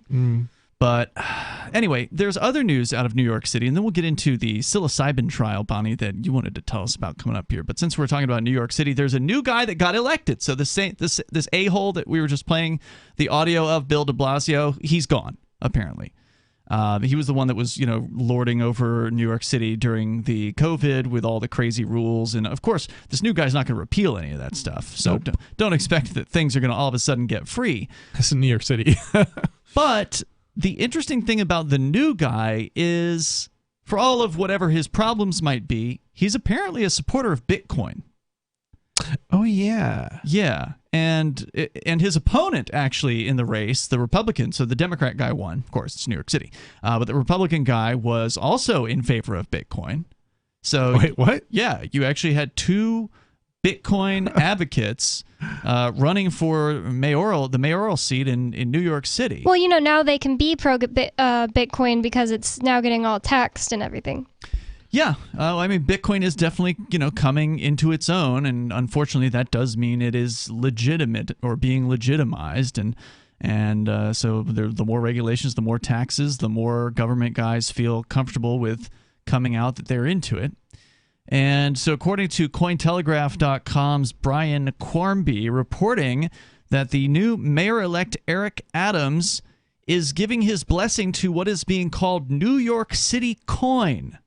Quote, "We're glad to welcome you to the global home of Web3, said crypto-friendly Mayor-elect Eric Adams in response to Citicoin's rollout of NYC Coin this week. Now, Chris, what is Web3? comes after Web 2? I have no idea. Oh, you hadn't heard about Web 3.0? I don't know what this Web 3.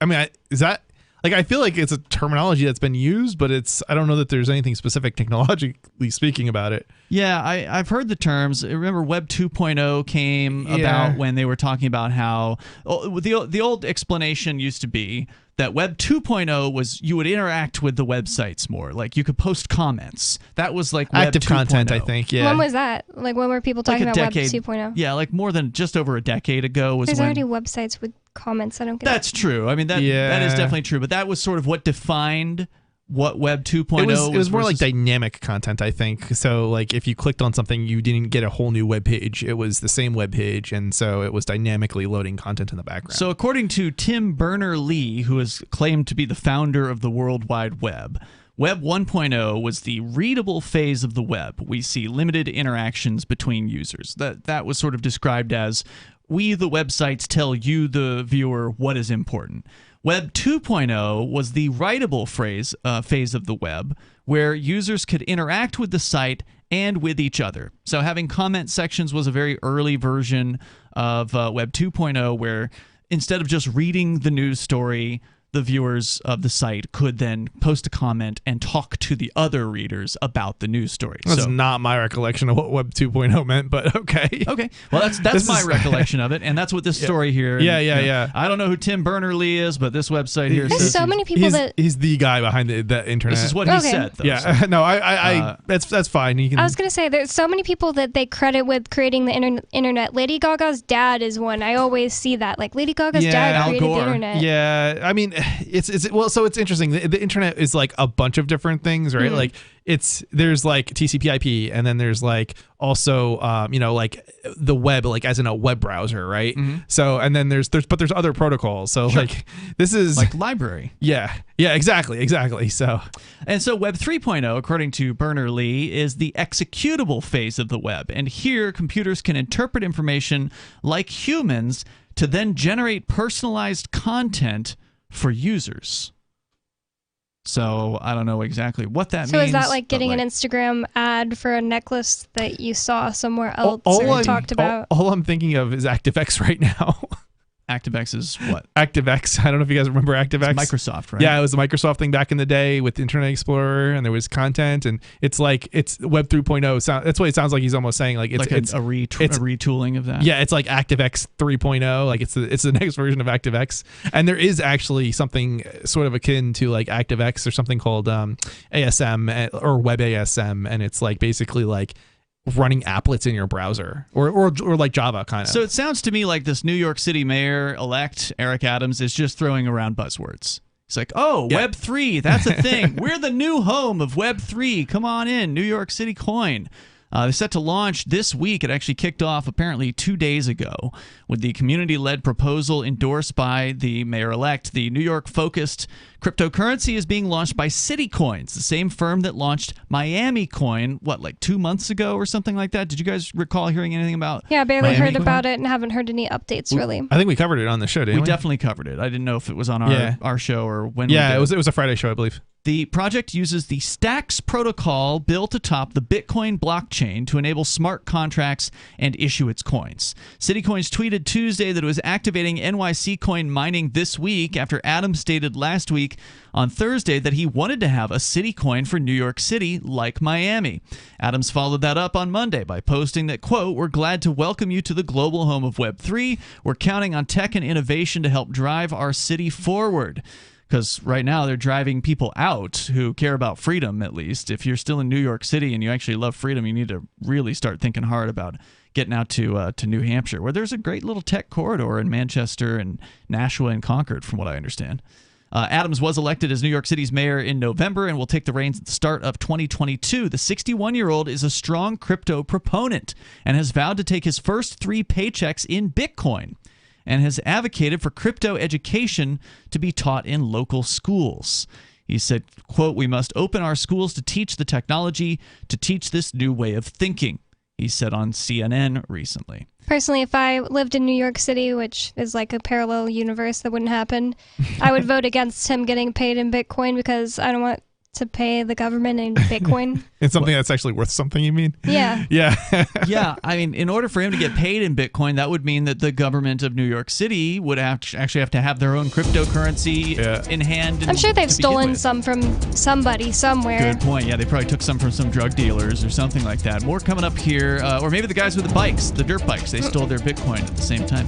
603-283-6160 is the number. More about this, innovative mayor in New York City. What is this New York City coin all about anyway? It's Free Talk Live. Will this coin be coming to a city near you as well? More coming up.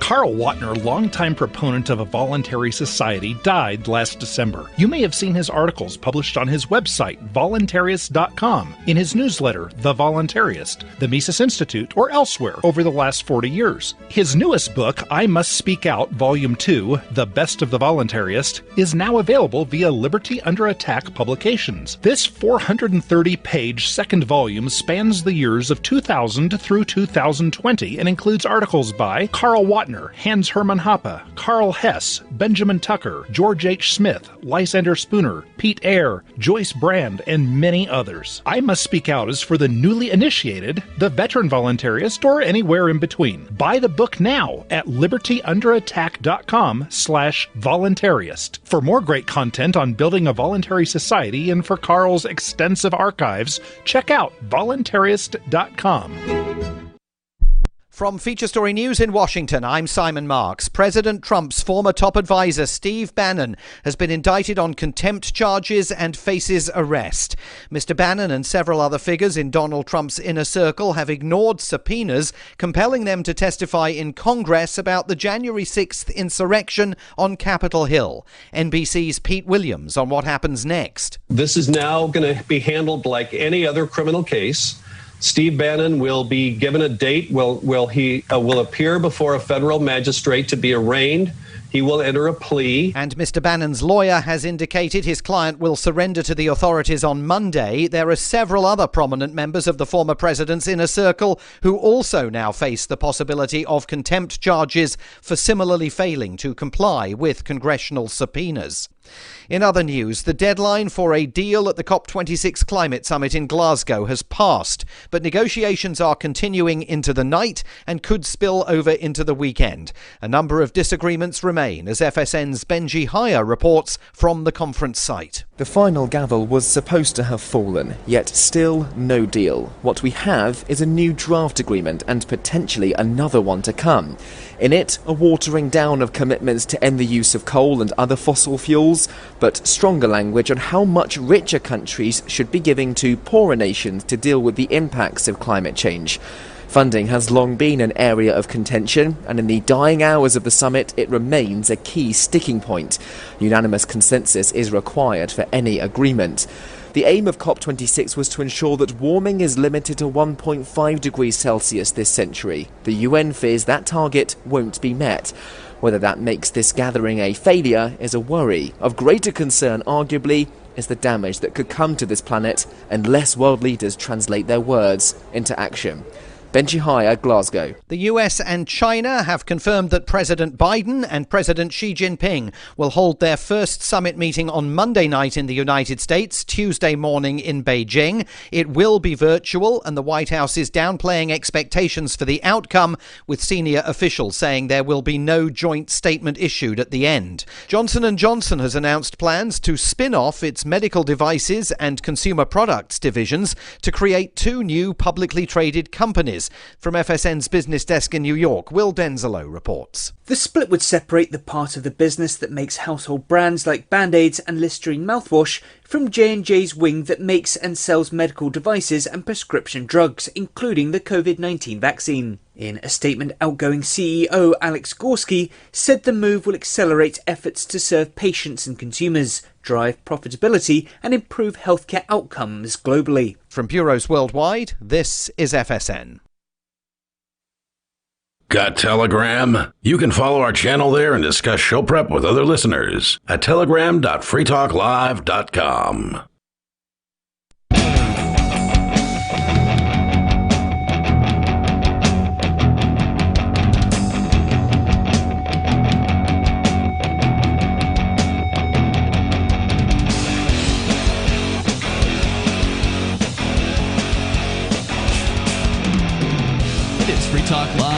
and open phones here. If you want to join us, 603-283-6160. That's 603-283-6160. With you in the studio tonight, you've got Ian. And Chris. And Bonnie. We're talking a little bit about cryptocurrency with the New York City coin in the news now. Miami coin came out a couple months ago, maybe like August, September range, and made some headlines. It's the first of its kind, the first city coin, and there's a group called citycoins.co that is minting these things, if you will. They're based on a system that I had never heard of called Stacks, which is somehow using Bitcoin to add a special layer to it that allows Bitcoin to now have programming. Stacks' website at stacks.co says they can build apps and smart contracts on Bitcoin, which is not what Bitcoin was originally designed for. So they're somehow adding this on top of Is Bitcoin. this like a Lightning Network thing? Like you can still use Bitcoin without it, but Yes. this is another layer you could use? That's what I'm thinking it is, Bonnie, without having done any serious research into it. That's what, because this isn't native to Bitcoin. It's something they've added on top of it somehow. Is this part of the update? No, Okay. this has nothing to do with the update for Bitcoin, which is different. That's something else that's happening. Gotcha. Besides that. But just to kind of tell you a little bit about these city coins here. So the New York City coin is the latest one. So Miami started, and now of course, New York doesn't want to get shown up. They want to be, if they weren't first, Number one. second. And so this new mayor, he's a proponent of cryptocurrency. His name is Eric Adams. And he's saying that he's going to take his first 3 paychecks in Bitcoin. Why just the first 3? I don't know. If you're going to take 3, why not, take 300? But still, interesting. He said that he wants to put it into the government schools as an educational curriculum. Now, according to Cointelegraph.com, in Miami, the city's commissioners voted to accept funds generated from Miami Coin.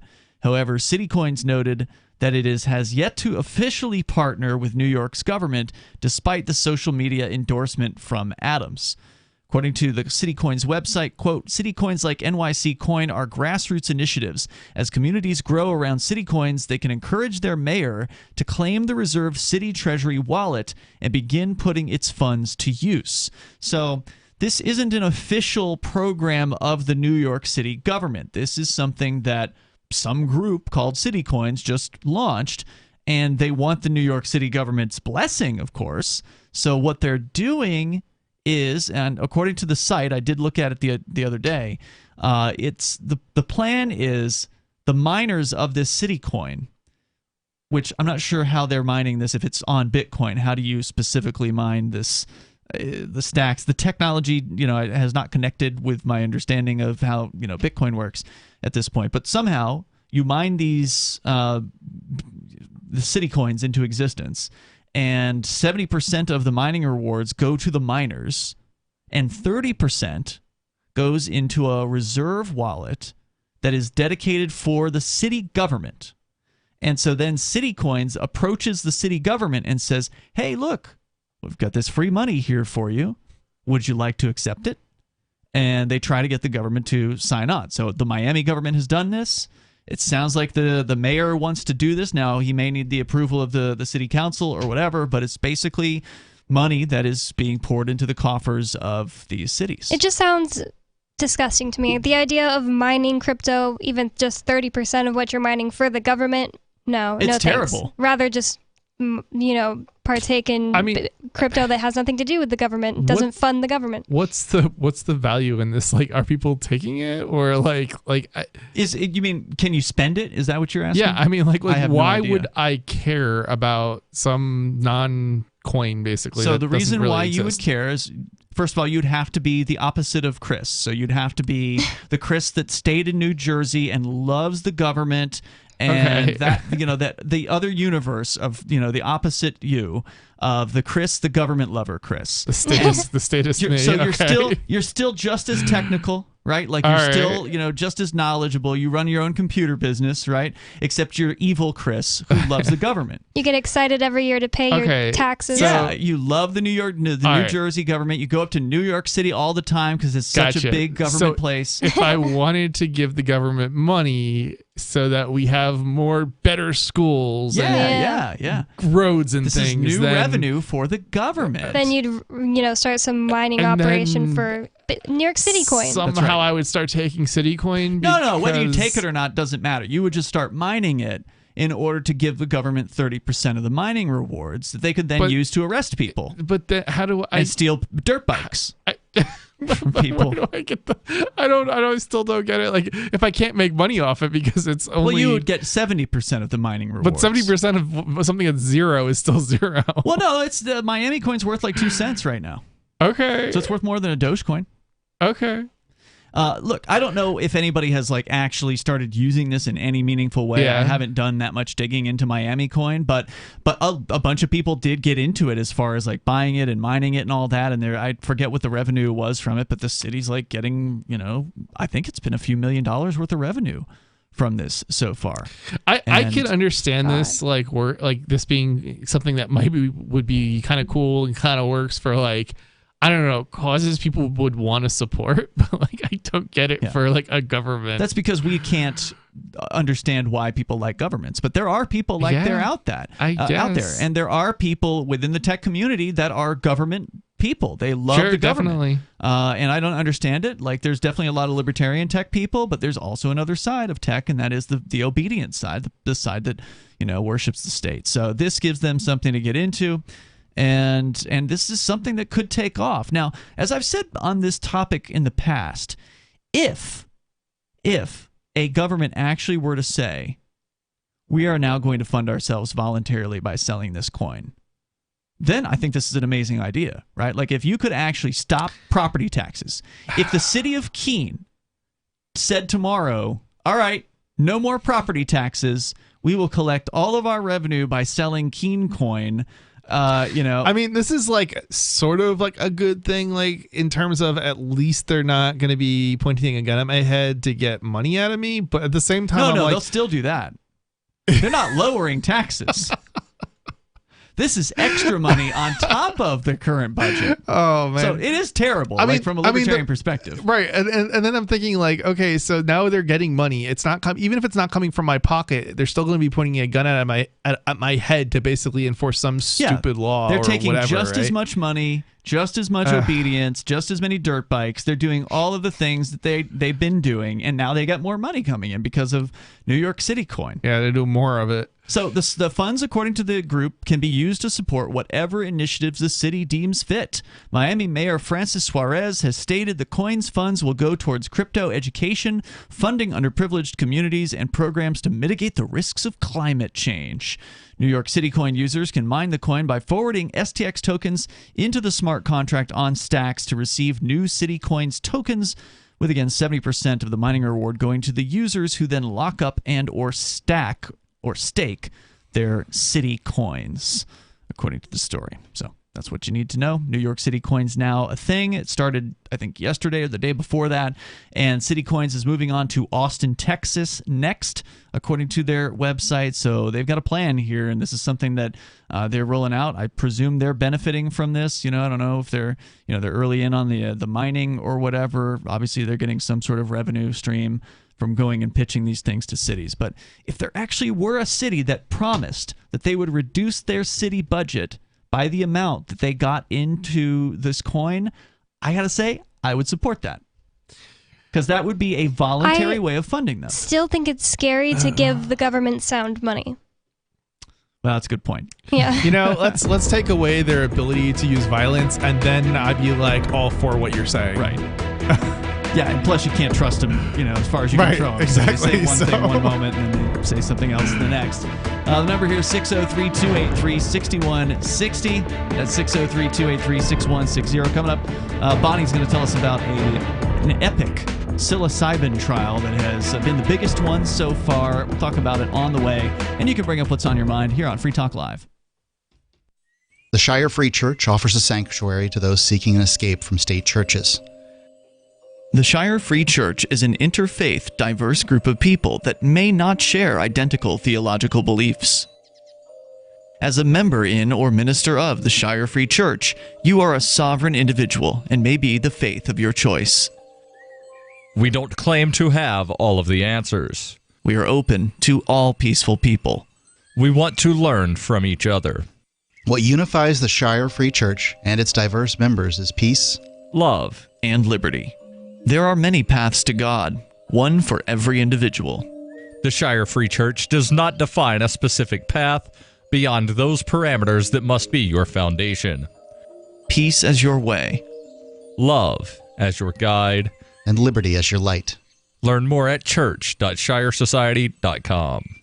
That's church.shiresociety.com. Looking for a great real estate investment? Consider New Hampshire, which is ground zero for the Liberty Movement. Your first call should be to Mark Worden from Porcupine Real Estate. He's more than just a real estate agent. He's your New Hampshire concierge. Where are the best places to live? Do you want farm, city, the burbs, or forest? Do you want a duplex or multifamily building so that renters pay your mortgage? There are homes in all price ranges in New Hampshire, and Mark can help with financing too. Invest in liberty and property. Mark Worden can help. PorcupineRealEstate.com.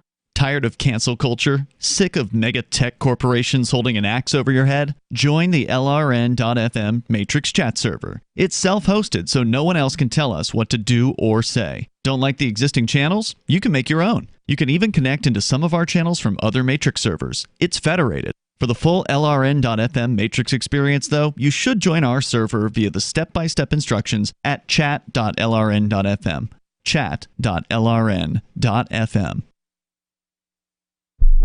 Why did you move to the Shire? I moved here to the Shire because there's other people around who take liberty just as seriously as I do.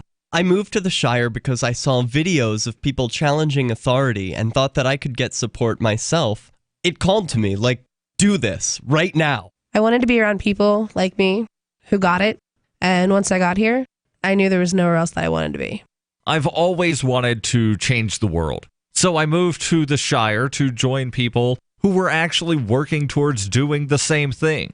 The people here are awesome, loving, and positive. It was for the adventure and for the feeling of something important is happening here, and I just wanted to come to sort of be part of that. Visit shiresociety.com to read and sign the Shire Society Declaration and learn the reasons why, if you love liberty, you should immigrate to the Shire. Plus, connect with others via the forum at shiresociety.com. That's shiresociety.com. If you want to know the latest about Free Talk Live before we go on the air, all you need to decide is how you want it delivered. It's your choice. Visit news.freetalklive.com to receive our usually weekly news updates by email. Plus, we have a Twitter account at twitter.freetalklive.com, and you can follow us on the decentralized Mastodon platform at toot.freetalklive.com. So please follow us at toot.freetalklive.com and sign up for our emails at news.freetalklive.com. So you've signed the Shire Society Declaration and are planning your move to New Hampshire to be around more liberty-oriented people. Next, sign up for the Shire Society Forum at forum.shiresociety.com. There are a bunch of people there who are already in the Shire, and they want to meet you. If you're already in the Shire physically, you should also come by the forums. Remember, not everyone uses Facebook. New people are signing up for the Shire Society Forum every month, so drop in and say hello at forum.shiresociety.com. Our Matrix server is about as free as internet chat can be. Join the existing rooms or create your own at chat.freetalklive.com.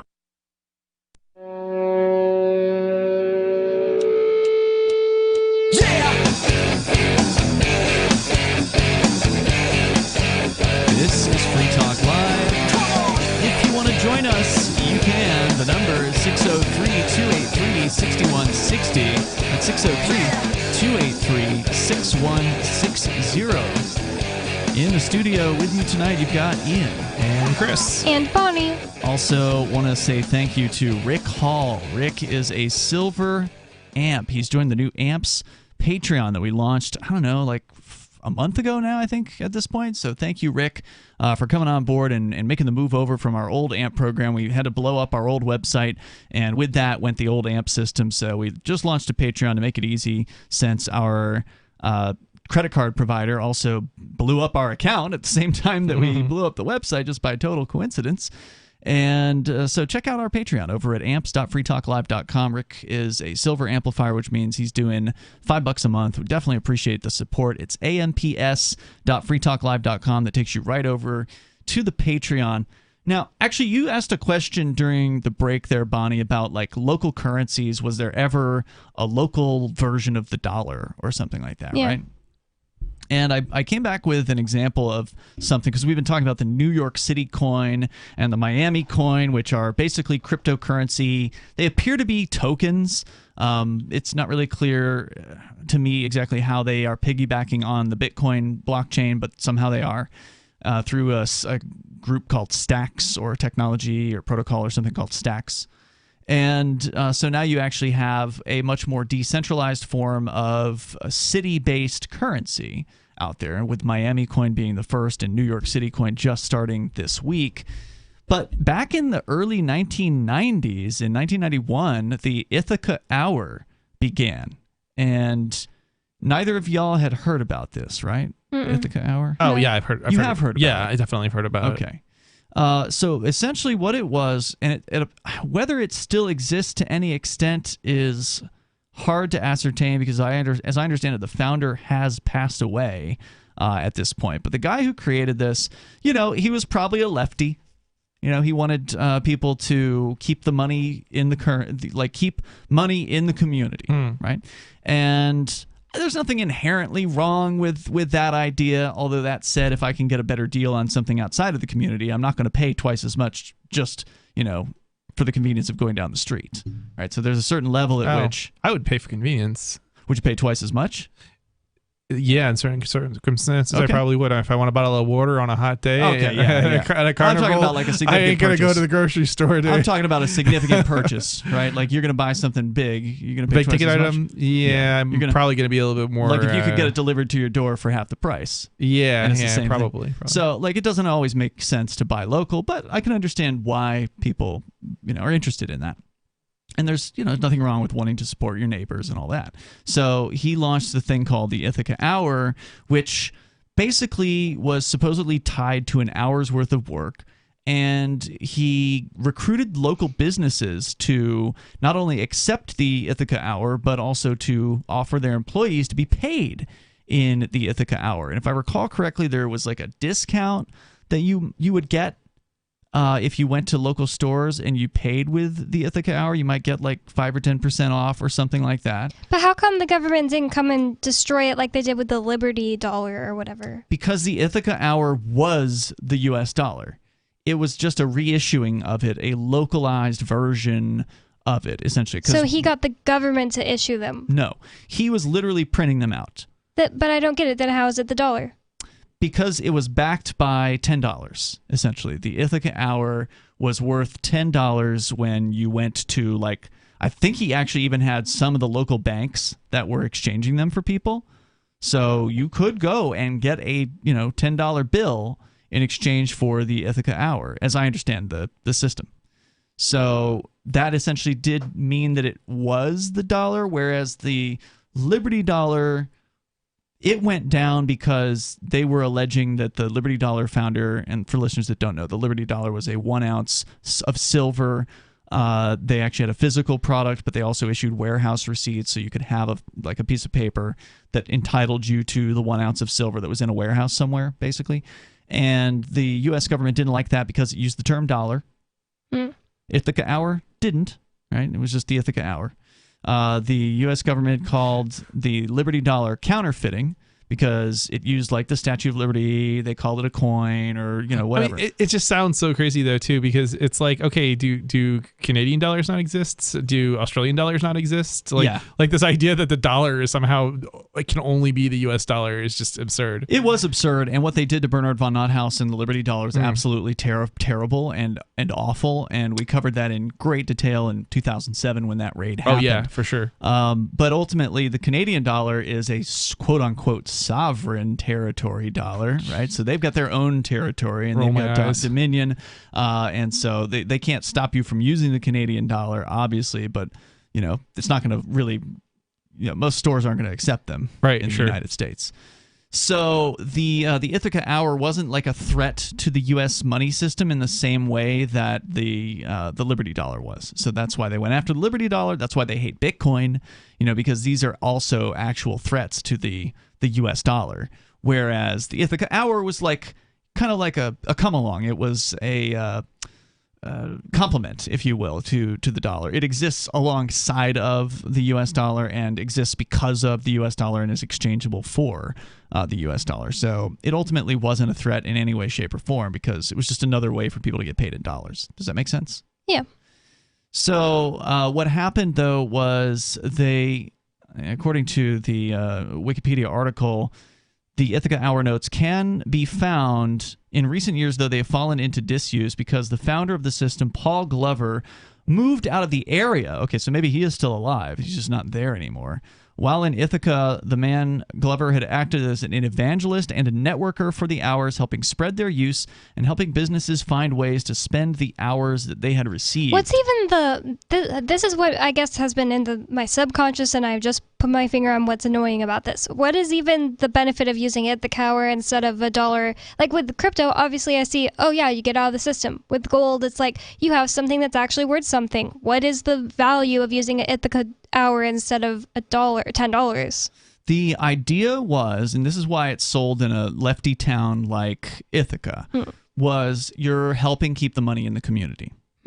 So the idea was you can't spend Ithaca hours outside of Ithaca. No one's going to take them. I guess you did say that, but my brain didn't find any value in that, so it just like went in one ear and out the other. So you would only be able to, you wouldn't be able to use them at Walmart, but you'd be able to use them at some local store in downtown Ithaca, for instance. Now, whether you can still do that is a whole other question, but there's some real problems with this system. Number one, they're tied to the dollar. So as the dollar is inflated, the Ithaca hour also becomes worth less and less. And secondly, there was like a real kind of janky system that these hours-based currencies would set up. So it wasn't just Ithaca. After a while, other towns in other parts of the country would start up similar things. So there was, I think the mountain hours were in Colorado somewhere. I forget which town.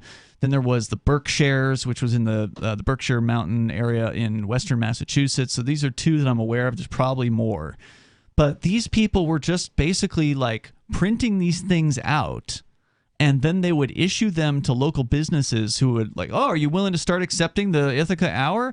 Well, great. We'll give you 3 of them per month or 6 per month or something like that, just because you've signed on to this system. So, whether that was counterfeiting or not, I don't know. It was definitely like, and maybe I don't have all the details down, but it sounded to me like these people were just like acting like a little mini central bank and just kind of printing up their own currency. Now, in theory, they were backed by a $10 bill, but were they? Maybe they were doing legal things. Like it was weird to me that the founder of Ithaca Hour moved out of Ithaca. Maybe he had to, he was on the felt run. The heat and he had to get out.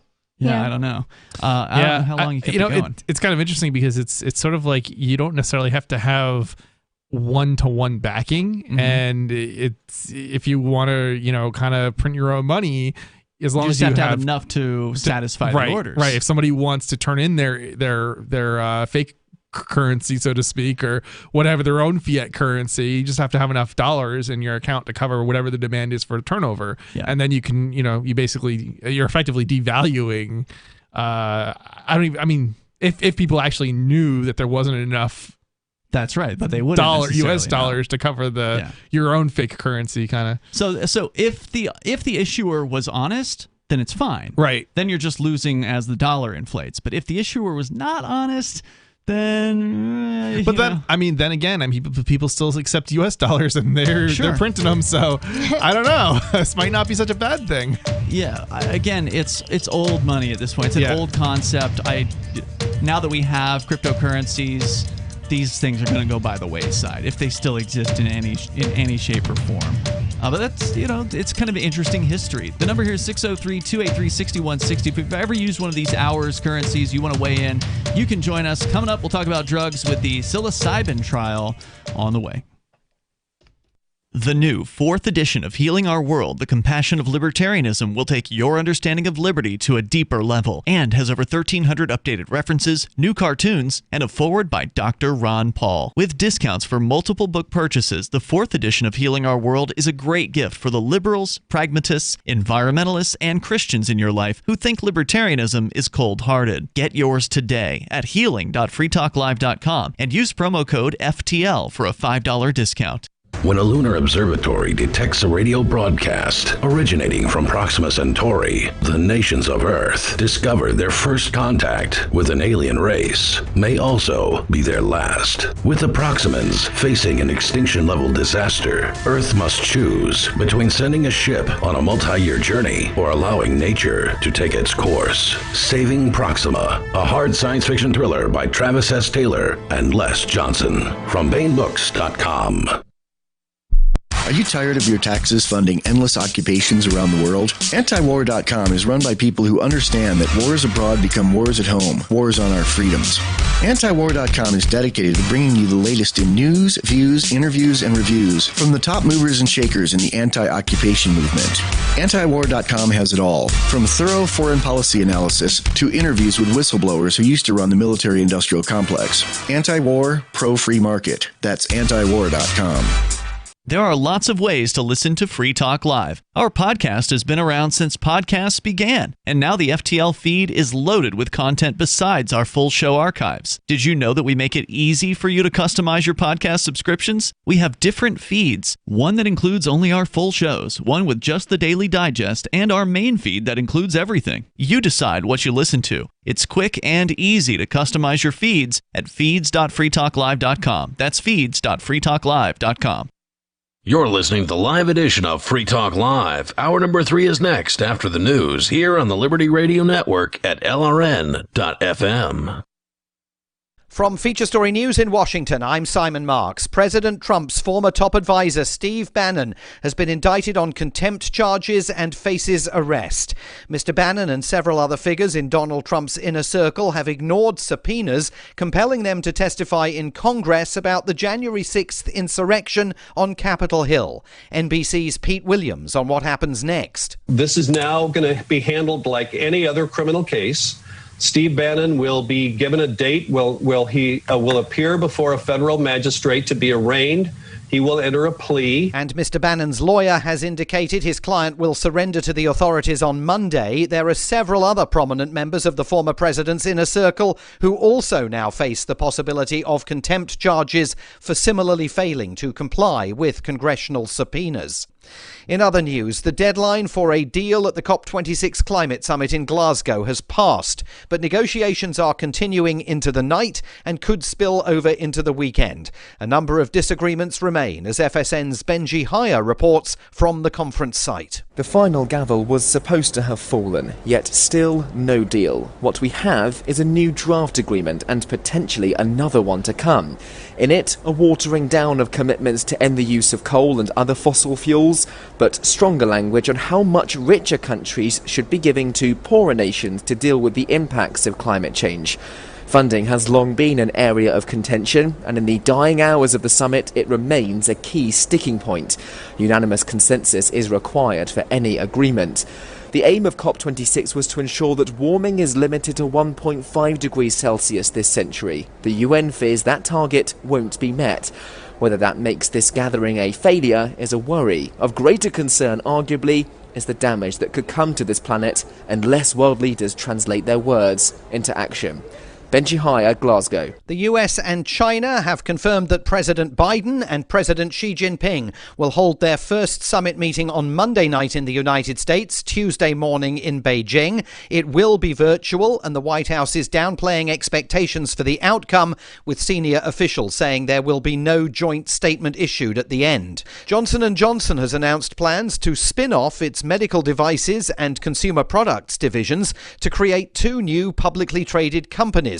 From FSN's business desk in New York, Will Denzelo reports. The split would separate the part of the business that makes household brands like Band-Aids and Listerine mouthwash from J&J's wing that makes and sells medical devices and prescription drugs, including the COVID-19 vaccine. In a statement, outgoing CEO Alex Gorsky said the move will accelerate efforts to serve patients and consumers, drive profitability, and improve healthcare outcomes globally. From bureaus worldwide, this is FSN.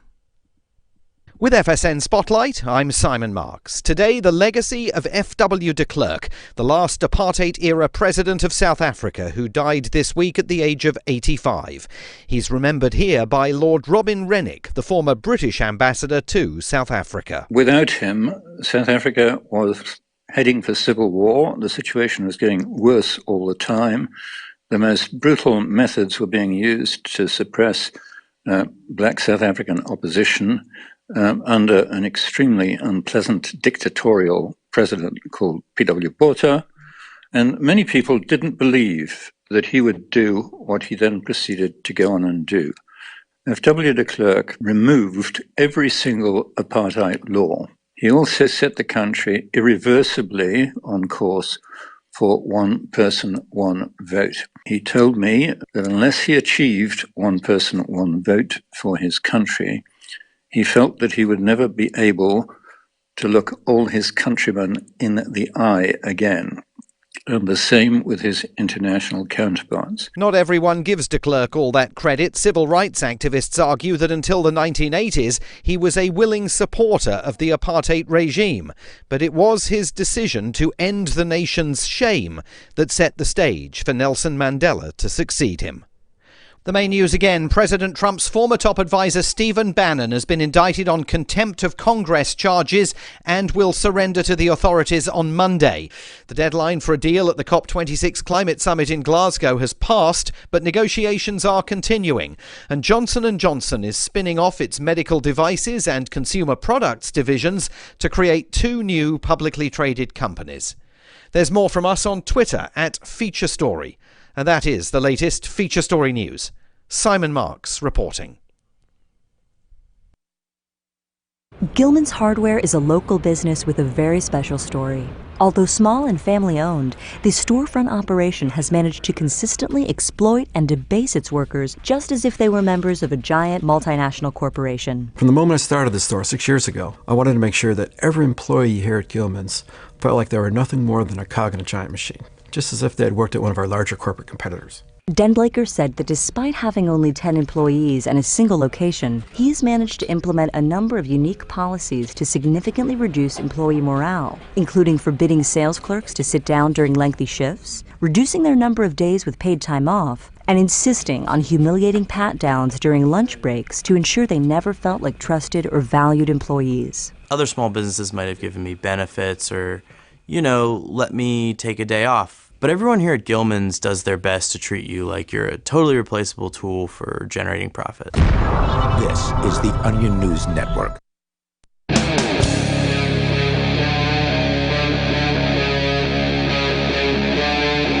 Free Talk Live. It's Free Talk Live, and you're invited if you want to join us here, whether you want to talk about local money, Venezuelans starting to use gold as currency, or these city coins that are being launched in cities like Miami and New York City here in the United States. Whatever happens to be on your mind, of course, you can bring up anything. Instead, we're going to get into drugs as a topic. Coming up, Chris, you've got a story about DUI tests will be issued to drivers of cars manufactured after 2026. That's my understanding of the news that you've got to share. It's getting pretty crazy in the United States as far as the police state is Government's concerned. going to assume you're a drunk driver. Yeah, and you're going to have to prove that you're not in order to start the car. So we'll tell you about that coming up here. But first, Bonnie, you've got a story we've been teasing throughout the show tonight about psilocybin.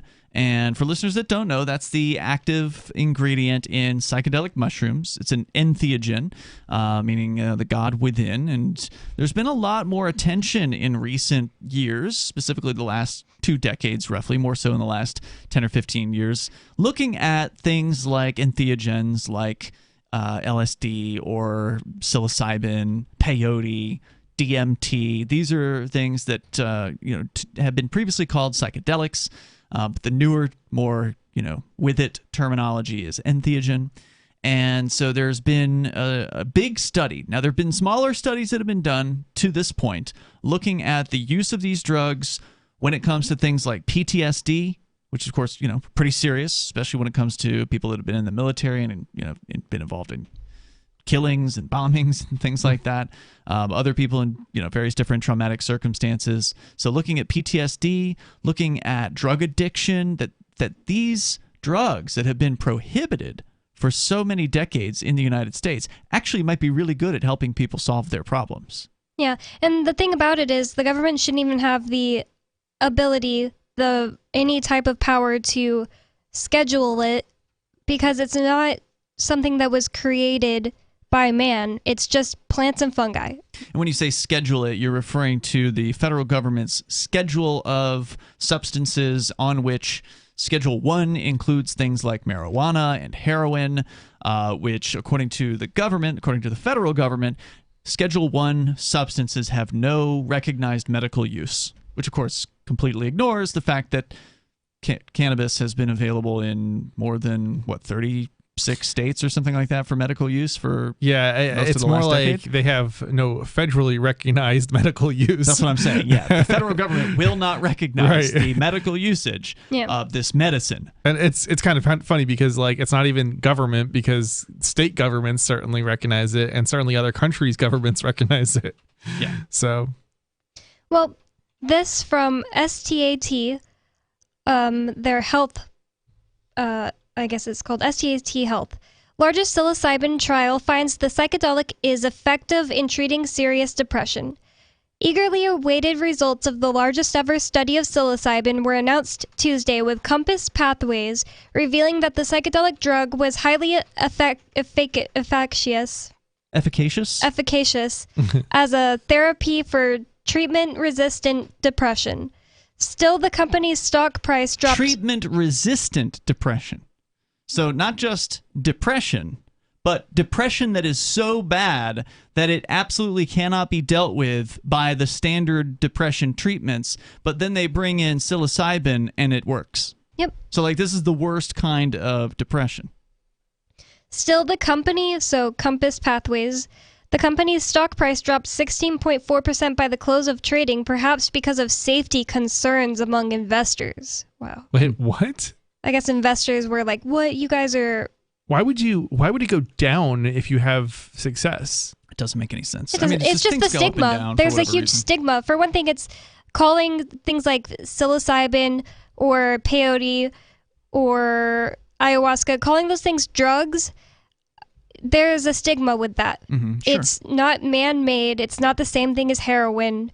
It's just something, it's a plant that has been growing on this earth since before me and you were born. And people have been using it for thousands of years for various different medicinal and or religious ceremonial uses. And it's estimated that everyone's ancestors have had have had personal relationships with these plants and fungi. So. Whether it's everyone's, there's a good chance that somebody in the past has done this. A lot of people probably have. The Phase 2b study is the largest randomized, controlled, double-blind trial of psilocybin, the psychedelic compound in magic mushrooms. The company said it found that patients who were given the highest dose, 25 milligrams, had a significant decrease in depressive symptoms compared to those given 1 milligram, which is such a low dose it functions as a placebo. Overall, which is weird, why wouldn't they just give you none for the placebo? But well, there probably was also a placebo. No. A control group. Mm-hmm. Yeah. Overall, 29.1% of patients in the highest dose group were in remission 3 weeks after treatment, compared to 7.6% of those in the control group, and more than a quarter of the patients in the 29% of them were in remission, meaning depression had gone away. Right? That's what remission is when we're talking about depression. In the highest dose group, the 25 milligrams. Well, and 25 milligrams isn't even a whole lot. I'm going to have to convert that here. Give me a moment. You can continue, but... It says more than a quarter of the patients in the 25 milligram arm were still in remission 3 months after treatment. Yeah, so your typical dose of your typical recreational dose of mushrooms. Now they're not being given mushrooms, just to be clear. They're being given straight up psilocybin. So it's really not fair to do this comparison at all. But 25 milligrams is like a fraction of an ounce, right? Like that's a very small. It's like 0.00088 ounces. So, but then again, it's not fair to really compare that.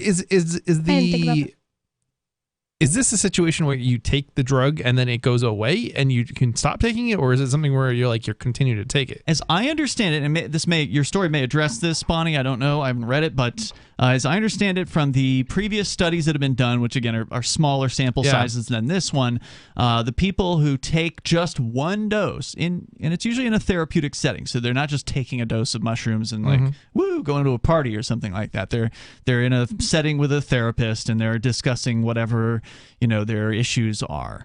That they take this one dose and it's a permanent change. And the reason for that is interesting. It helps create new neural pathways in your brain.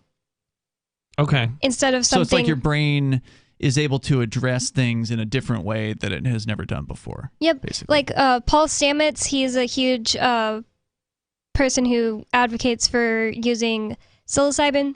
And he's just is a mycologist. He studies mushrooms in general. He thinks everybody should take all kinds of mushrooms, not just psilocybin. Anyways, he's got himself to stop stuttering using mushrooms because he just took a crazy high dose and went up in a tree during a lightning storm and kept telling his brain. That doesn't sound like a good plan. He kept telling his brain, not telling his brain, but telling himself, stop stuttering, stop stuttering. And he just did that for hours, and then he climbed out, never stuttered again. That's amazing. It's not impossible for people to do this, right? John Stossel stopped stuttering. Now, I don't know if mushrooms had anything to do with it, but he used to be a stutterer, and he is not anymore. He was able to think himself out of it, basically. Nice. I didn't know that about him. Well, those who received... Oh, sorry. So the ones who received the highest dose is what it was saying was the ones who received the highest dose 3 weeks after were in remission, but more than 25% were still in remission 3 months later. So only around 4% weren't. Okay. Yeah, so 25% 3 months later, to not have their symptoms of depression is pretty significant. So even if it was temporary as far as how long it lasts, and obviously every individual is different, so maybe for some people it's permanent, maybe for some people they need another dose in another 6 months or something like that. I mean, that's still not bad, right? If you're going from... I actually would have assumed that you would have to have kept taking it, to be honest. That's usually how that kind of thing is. But with standard medication, they want you on it every single day. Right, that's what I'm wondering. Is this a permanent fix, or is it... If you can cut back from doing a daily... pill from Pfizer or Moderna or whatever, and go back to do once a month or once every 6 months, quick trip, psychedelic journey, then, and have your depression problem solved, that's incredible. We'll continue with more. I'm crazy about My Magic Mud. This is the most important oral care product created this millennium, and I'm not kidding. We all have different opinions on politics and issues, but we all have mouths. And I want yours to be as clean as possible, with teeth as bright as they were meant to be. I will never be without My Magic Mud. It's a little surprising, but man, does it work. If you only listen to one thing I say ever, go to mymagicmud.com and get 20% off with code FTL. mymagicmud.com, code FTL. Are you tired of governments murdering people around the world? Stop using their money. There is an alternative. Bitcoin is a stateless, free market, non-political currency. Bitcoin cannot be inflated or controlled by any government. By using their money, you're helping the state. Stop doing it. You have an incredible alternative available now. Learn it, use it, spread it. Get started with Bitcoin at bitcoin.com. That's bitcoin.com. What if you want to hear the latest episode of Free Talk Live, but all you have is your phone, you forgot to download our archive, and you have no data connection? You can call our Listen line at 641-793-0191. That's a long-distance number, so you may incur charges. If not, listen as long as you want. 641-793-0191. The Free Talk Live Listen line, 641-793-0191. Do you feel like your nation, state, or community no longer holds your values? Have you dreamt of a place where people agree that liberty is important and are free to pursue their projects so long as they respect the property of others? There are many people just like you that are discovering freeprivatecities.com. Their social media links are at the upper right of the page at freeprivatecities.com. All skill levels will be needed when the first of the Free Private Cities opens. It's sooner than you think. Stop arguing and build. freeprivatecities.com. So the protection of life, liberty, and property is what the Free State Project is all about. But it's an effort to move 20,000 people who understand. It's about demonstrating to the entire country that, yeah, we can have a free market, a truly free market. Making it just a freer, great place to live. It's the world's largest voluntarist libertarian community, and it's only getting bigger. That's amazing, to be able to move to a place where other people passionately believe in being free and independent. What the Free State Project is managing to do, though, is to put their money where their mouth is. It's physically getting up across the country and saying, let's go someplace and let's demonstrate the power of these ideas. There's a lot of kind of philosophy that surrounds liberty. There's a lot of thinking about it and talking about it. But here in New Hampshire, people are doing it. 101 Reasons Liberty Lives in New Hampshire, a documentary by Free State Project Early Movers. Watch it free at 101reasonsfilm.com. 101reasonsfilm.com. Tired of cancel culture? Sick of mega tech corporations holding an axe over your head? Join the LRN.FM Matrix chat server. It's self-hosted, so no one else can tell us what to do or say. Don't like the existing channels? You can make your own. You can even connect into some of our channels from other Matrix servers. It's federated. For the full LRN.FM Matrix experience, though, you should join our server via the step-by-step instructions at chat.lrn.fm. Chat.lrn.fm. There are basically two types of advertising, direct response and branding. Radio's great for direct response with its low cost to listener ratio, but audio can't be beat for branding, which is a longer-term endeavor. You want to be the first thing that someone thinks of when they think about your product or service. If you have a local business that you want kept top of mind in your community, call the station. If you need national reach, Free Talk Live's got around 200 radio stations, millions of monthly listening sessions, can suit all budgets, and if we don't think we're right for you, we'll tell you. Email me, mark@freetalklive.com. You can stick it to the man and big tech. Join our FTL social mastodon at social.freetalklive.com.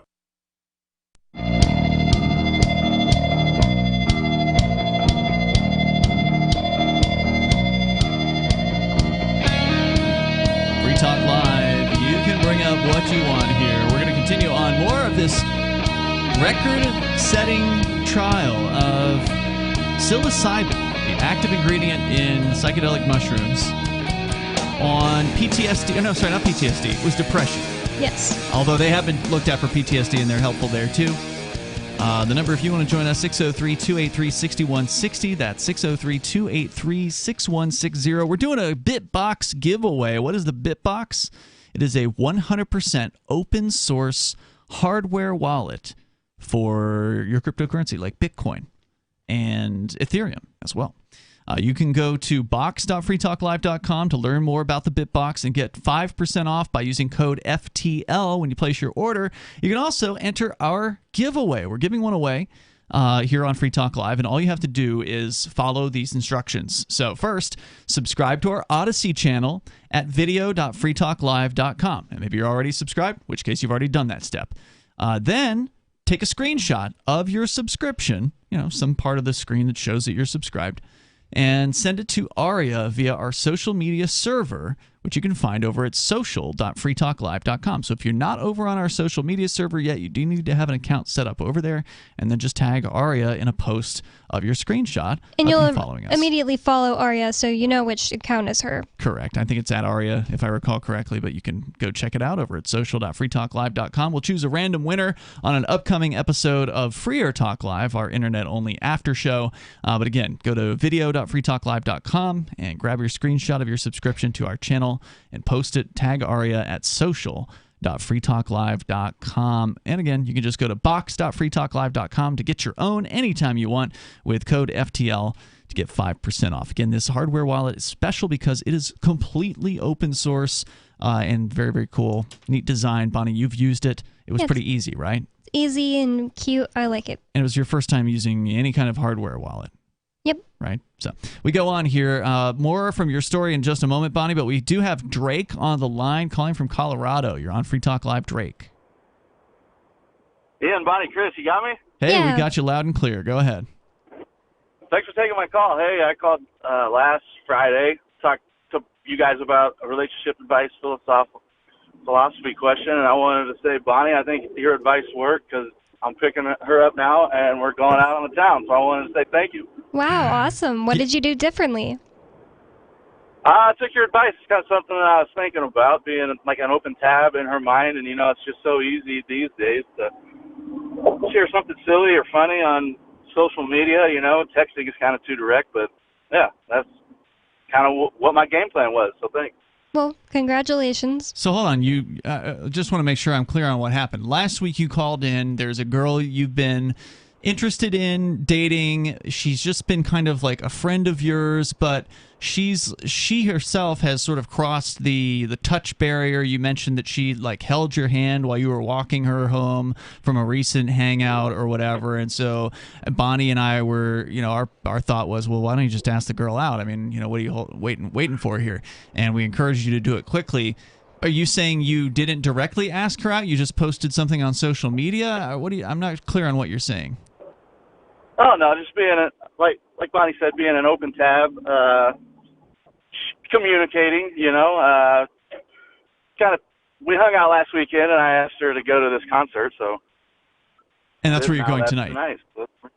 Yep. Okay, nice. So you did ask her in person. You did, transmit that message directly. Yeah. Okay, because that's the way to do it, right? Like, you don't want to just, like, post on social media and hope that somebody sees it or whatever. Well, congrats. And did she say, "Oh, is this a date?" Like, is it really clear that like this is an actual date?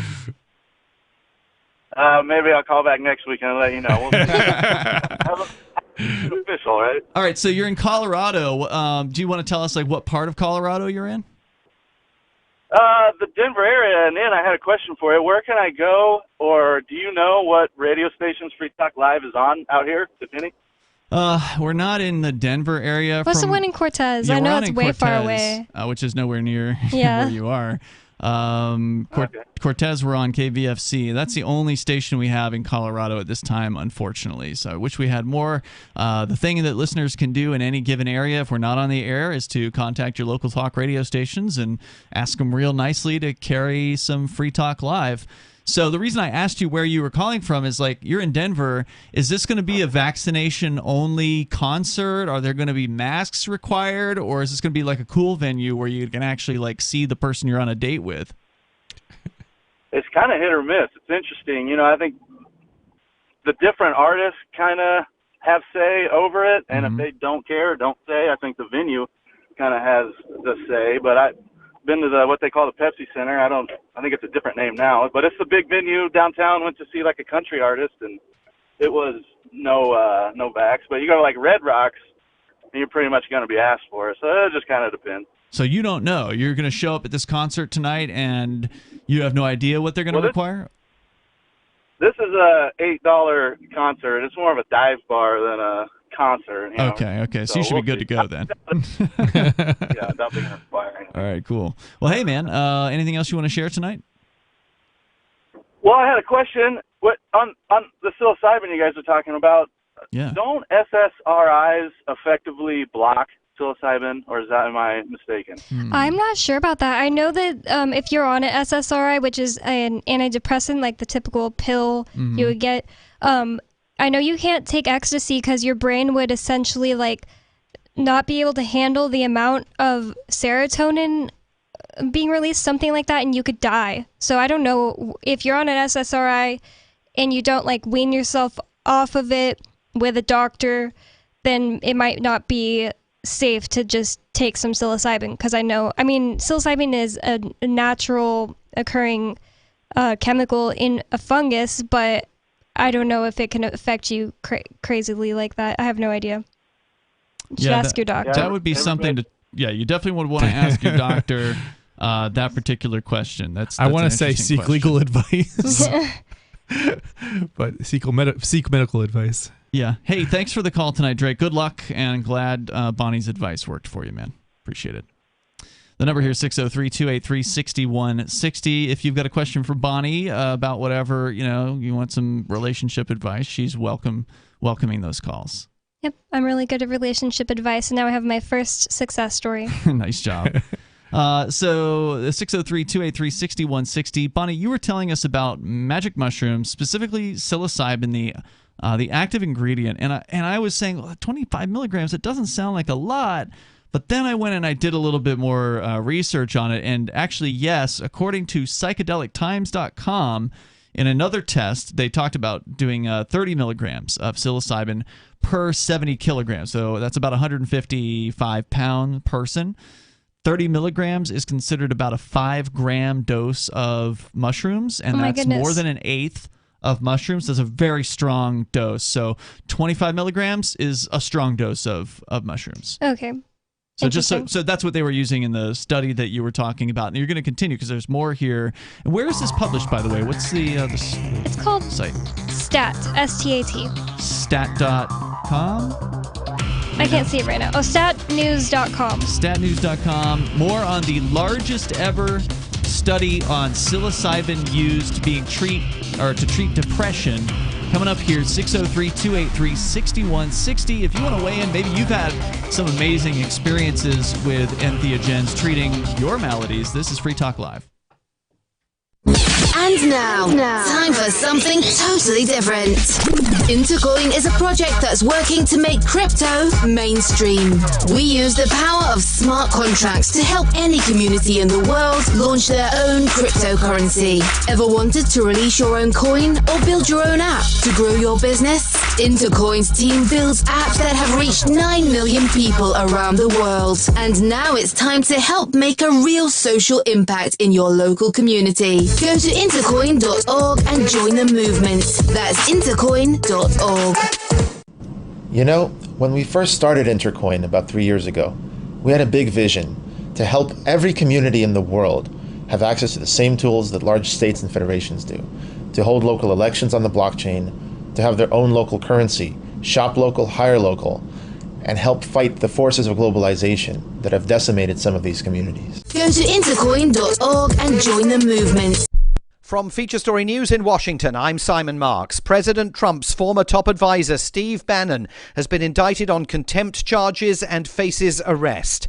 Mr. Bannon and several other figures in Donald Trump's inner circle have ignored subpoenas, compelling them to testify in Congress about the January 6th insurrection on Capitol Hill. NBC's Pete Williams on what happens next. This is now going to be handled like any other criminal case.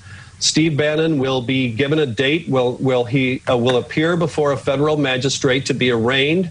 He will enter a plea. And Mr. Bannon's lawyer has indicated his client will surrender to the authorities on Monday. There are several other prominent members of the former president's inner circle who also now face the possibility of contempt charges for similarly failing to comply with congressional subpoenas.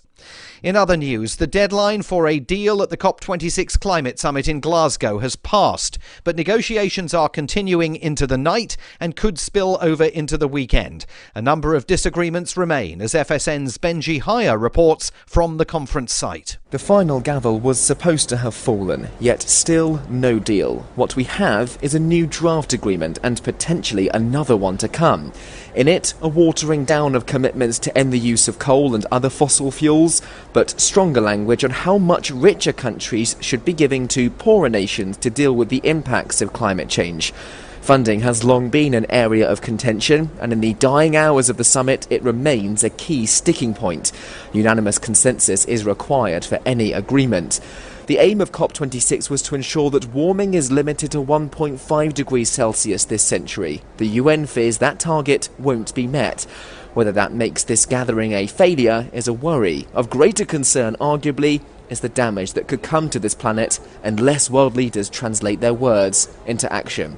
Benji Haya, Glasgow. The US and China have confirmed that President Biden and President Xi Jinping will hold their first summit meeting on Monday night in the United States, Tuesday morning in Beijing. It will be virtual, and the White House is downplaying expectations for the outcome, with senior officials saying there will be no joint statement issued at the end. Johnson & Johnson has announced plans to spin off its medical devices and consumer products divisions to create two new publicly traded companies. From FSN's business desk in New York, Will Denzelo reports. The split would separate the part of the business that makes household brands like Band-Aids and Listerine mouthwash from J&J's wing that makes and sells medical devices and prescription drugs, including the COVID-19 vaccine. In a statement, outgoing CEO Alex Gorsky said the move will accelerate efforts to serve patients and consumers, drive profitability and improve healthcare outcomes globally. From bureaus worldwide, this is FSN. Don't miss a moment of Free Talk Live. Get our archives daily via our podcast at feeds.freetalklive.com.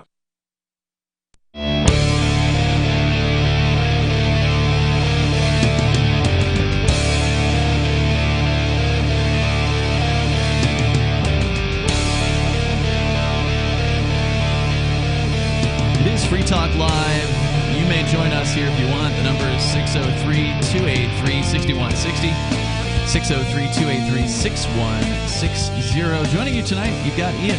And Chris. And Bonnie. And of course, you can bring up whatever is on your mind, so feel free to take control of the airwaves here as we continue.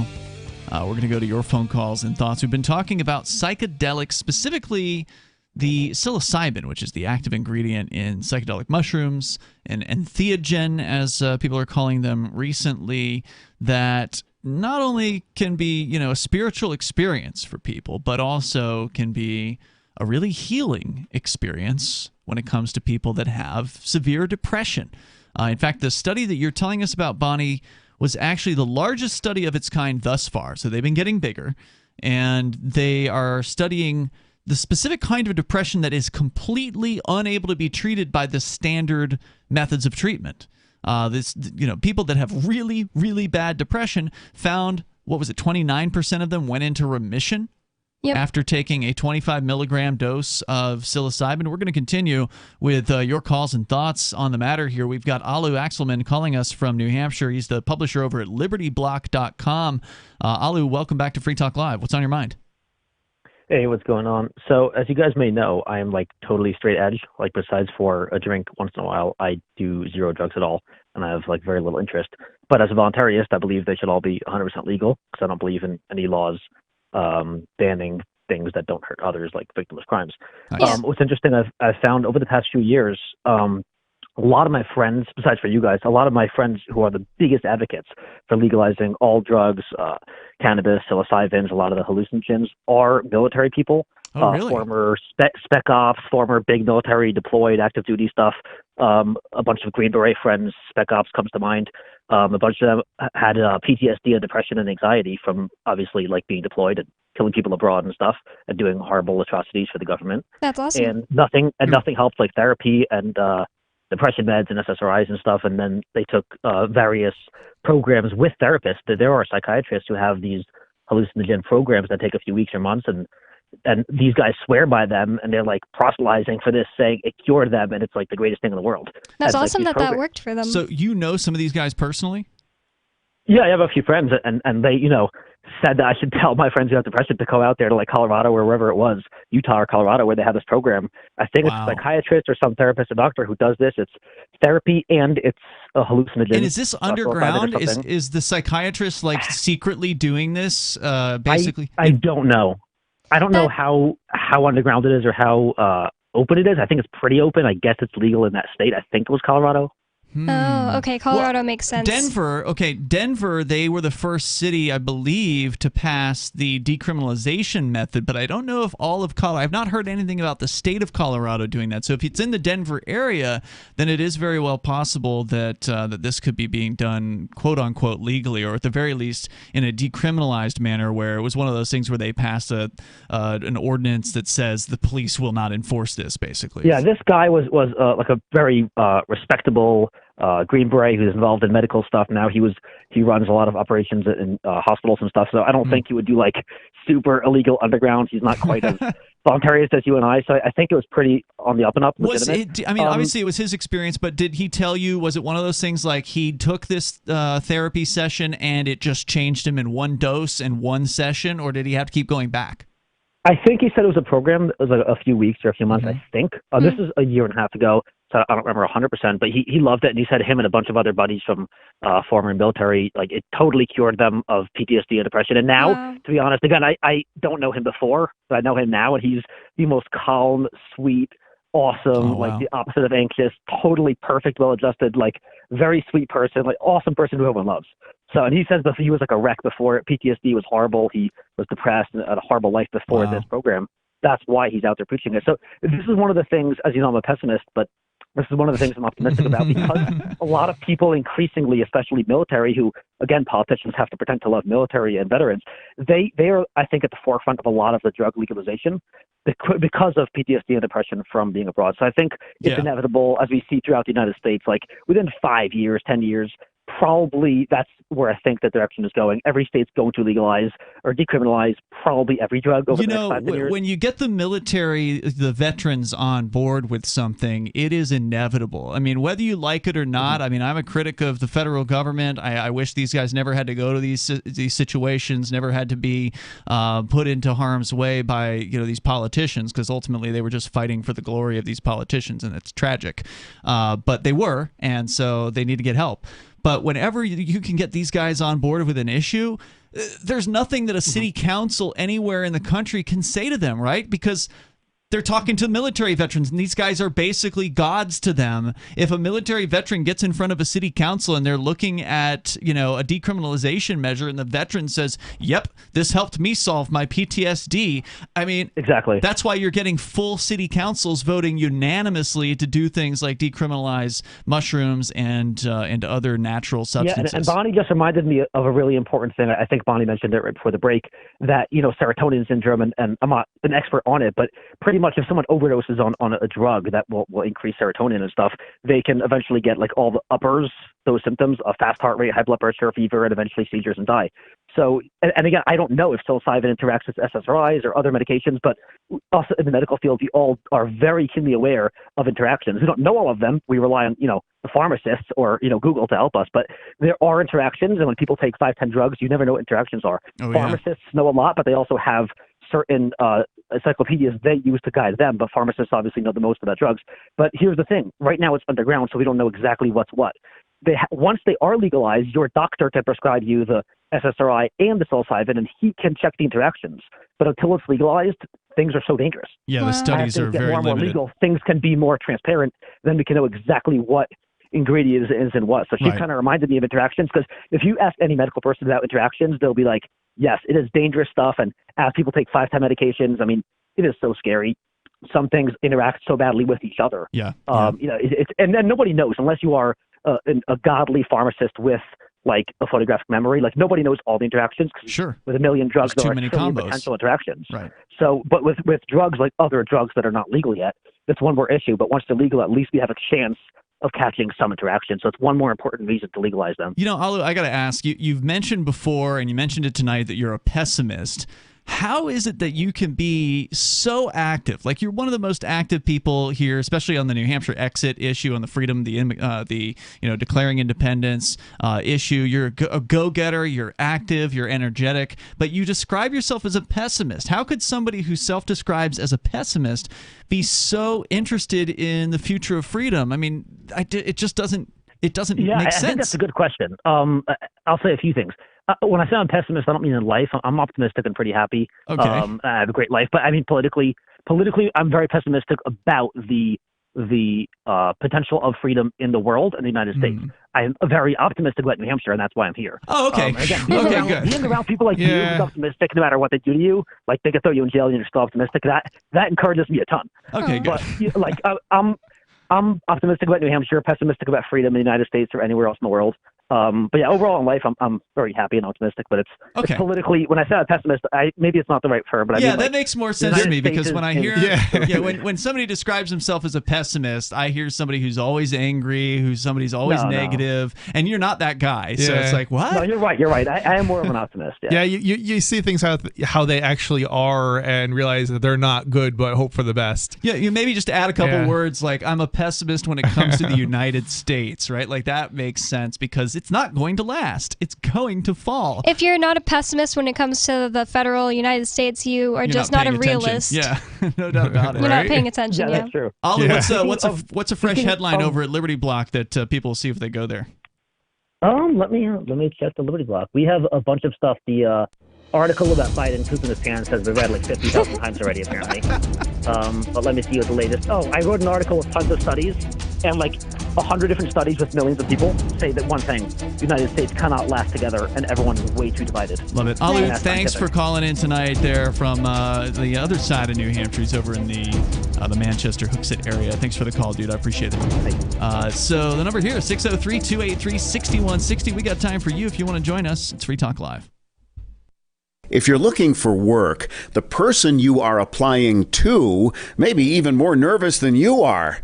And the way things are now, your references have never been more important. Here are 3 tips. First, know that employers are checking. Every hire is under the microscope these days. Second, they won't just be checking references you provide. Figure that all of your ex-employers will get a call and be asked, would you hire him or her again? Third, assume you will be Googled. So before you apply, remove all those party animal photos from your Facebook page. Even if you're not in the job market, effective communication skills have never been more important, with money and attention so scarce now. For more tips for job seekers and getting better results in all your day-to-day communication, hit survivalspeech.com. I'm Holland Cook. Looking for a great real estate investment? Consider New Hampshire, which is ground zero for the Liberty Movement. Your first call should be to Mark Worden from Porcupine Real Estate. He's more than just a real estate agent. He's your New Hampshire concierge. Where are the best places to live? Do you want farm, city, the burbs, or forest? Do you want a duplex or multifamily building so that renters pay your mortgage? There are homes in all price ranges in New Hampshire, and Mark can help with financing too. Invest in Liberty and property. Mark Worden can help. PorcupineRealEstate.com. If you want to know the latest about Free Talk Live before we go on the air, all you need to decide is how you want it delivered. It's your choice. Visit news.freetalklive.com to receive our usually weekly news updates by email. Plus, we have a Twitter account at twitter.freetalklive.com, and you can follow us on the decentralized Mastodon platform at toot.freetalklive.com. So please follow us at toot.freetalklive.com and sign up for our emails at news.freetalklive.com.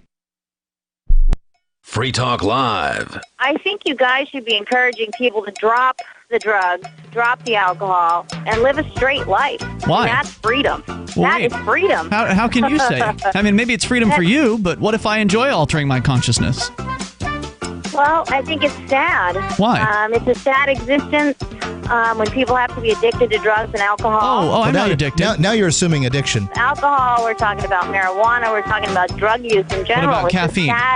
Are we talking about caffeine? I'm talking about something that what you just said is mind-altering. So caffeine certainly is. If you eat a chocolate candy bar, if you have a chocolate candy bar and there's caffeine in it, it doesn't get you high. Oh, you know what the difference well, wait a minute. is. Christy, I'm sensitive to caffeine, and I can tell you 2 Diet Cokes will make me a very angry man. Free Talk Live, 7 nights a week from 7 to 10 Eastern, live on the Liberty Radio Network at LRN.FM. There are lots of ways to listen to Free Talk Live. Our podcast has been around since podcasts began, and now the FTL feed is loaded with content besides our full show archives. Did you know that we make it easy for you to customize your podcast subscriptions? We have different feeds, one that includes only our full shows, one with just the Daily Digest, and our main feed that includes everything. You decide what you listen to. It's quick and easy to customize your feeds at feeds.freetalklive.com. That's feeds.freetalklive.com. So you've signed the Shire Society Declaration and are planning your move to New Hampshire to be around more liberty-oriented people. Next, sign up for the Shire Society Forum at forum.shiresociety.com. There are a bunch of people there who are already in the Shire, and they want to meet you. If you're already in the Shire physically, you should also come by the forums. Remember, not everyone uses Facebook. New people are signing up for the Shire Society Forum every month, so drop in and say hello at forum.shiresociety.com. We're still not sure why you'd want to watch, but our video feed is streaming nightly for free at cam.freetalklive.com.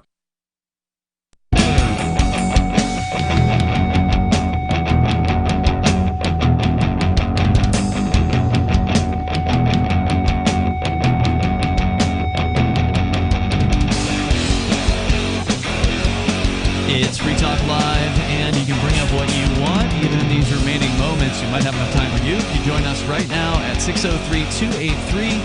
6160. That's 603-283-6160. Here in the studio, it's Ian. And Chris. And Bonnie. Don't forget to check out Chris on his show. He does it on Saturdays starting at around 5 o'clock Eastern Time. It is Freedom Decrypted.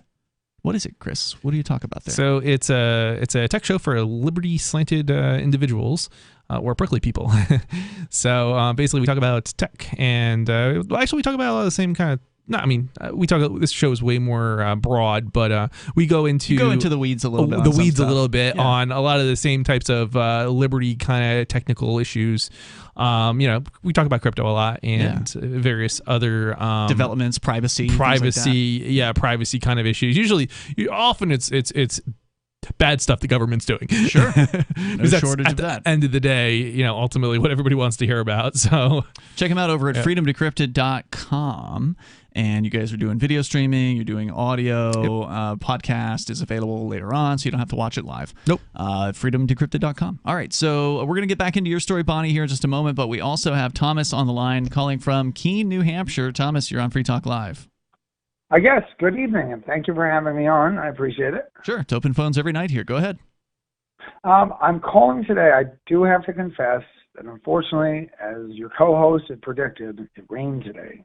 So I couldn't conspire to talk. I have to leave for another day. Sad, but I did call today because as a former guest of the government as of last weekend, and having spent at least 2 days incarcerated, I'm not familiar if you guys had to go through this yourselves, but there is no books, no papers, no pencils, no crayons being allowed in the jails at the current moment. Oh my goodness. And, what? Yeah.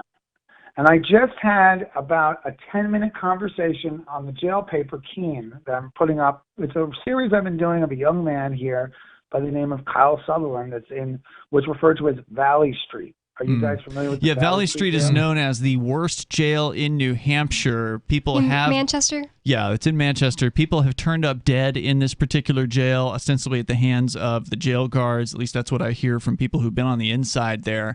It's a pretty bad kind of place, although some of the other jails in New Hampshire are pretty easy by comparison from what I understand. I've been in 2 jails in New Hampshire so far, and luckily I've avoided going to Valley Street thus far. So I personally have not had experience with it. Why do you bring it up? Oh, so basically, I had been talking when I went in. I didn't talk to inmates. I only talked to corrections officials. You went into Cheshire County, though, right? Yeah, just in Cheshire County. So when I talked to Cheshire County, they literally, at least 3 Cheshire County corrections officers told me, you do not want to go to Valley. You guys know why? They have a 90 to 95% prison population exposure to COVID. So the likelihood of you catching this, what some people think to be fictitious disease, is terribly high. And what they've done is that they've now eliminated so many privileges, so many rights. HIPAA's gone out the window.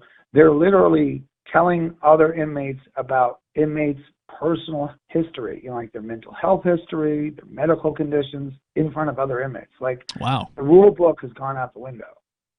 Well, that's interesting that you say that. I imagine that they kept you in the booking area, right? Because you were only there for 2 nights. Yeah, you've been there. It's just taking me to booking and right over to what they refer to as S block. My cell was 208. I was by myself. Oh, they put you in S block. Okay, that's interesting. I figured they would keep you in booking the entire time. So normally in a jail situation, at least here in New Hampshire, if you're in there just for a few days, you're not going to get what they call processed. They're not going to put you through the procedure of trying to figure out whether or not you're a danger to the other inmates. They're just going to put you in by yourself, or you're going to be in booking with other inmates, but due to COVID, they're probably just doing it by yourself, and that's what they did. But likely the reason you didn't get books was because you weren't there long enough. I suspect if you were in for a longer period of time, you would have had access to the book cart. Did they tell you it's due to COVID? Because that's really scary. Yeah, I have to say, at least in my experience, I had a book. I had a book by Christopher Reeves. I don't know. You guys are familiar with the actor Christopher Reeves.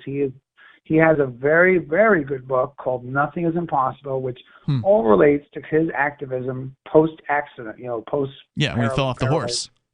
Yeah, so that's the only thing that kept me going, because the books that they have, folks, are the biggest load of garbage ever.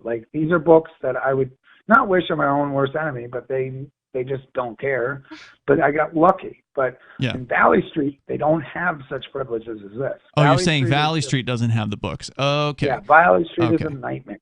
Yeah, well, I'm glad that you. So sad. Yeah, I'm glad that you had at least a book, even while you were there for just a couple of nights. It does make the time go faster. Book.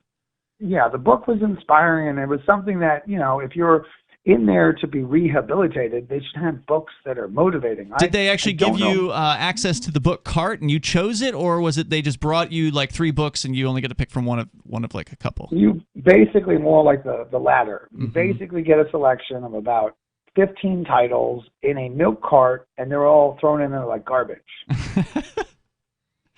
Yeah. Anything else you want to share tonight, Thomas? Yes, sir. So the last thing is I have to do a beer run in about 30 seconds.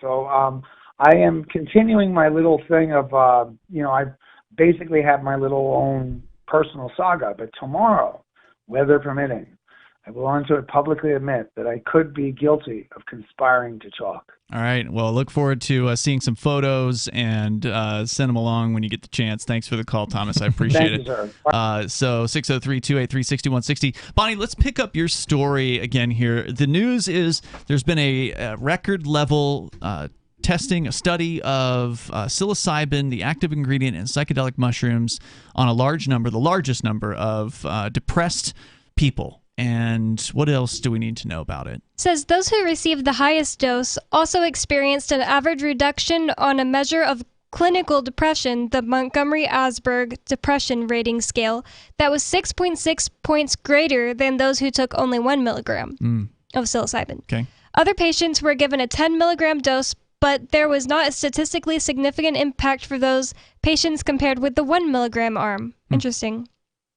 Everyone agrees that such a result, this is a quote, everyone agrees such a result hasn't been seen before in depression research, so we're incredibly happy with that result, says Lars Christian Wild, co-founder and president of Compass. Boris Heifetz, a neuroscience researcher at Stanford who studies psychedelics and was not part of the study, agreed the results are super promising. The effectiveness of psilocybin at 3 weeks, according to Compass's study, is roughly comparable to the effects of ketamine at 1 day, according to a smaller 2013 study.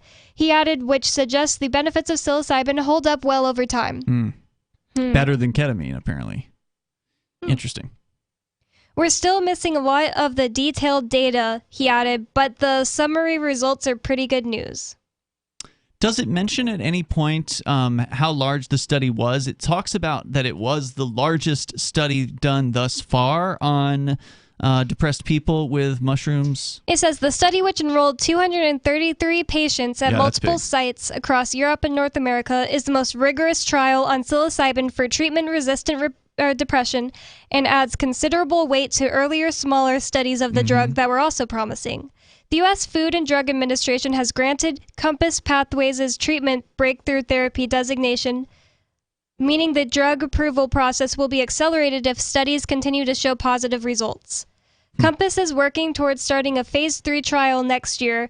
Current results suggest it'll likely use a 25 milligram dose, but Wild said that decision will be made following conversations with regulators. Yeah, I'm a little concerned about the language about drug approval. Yeah. Like, what do we need? What is there going to be? What is there going to be? Some sort of...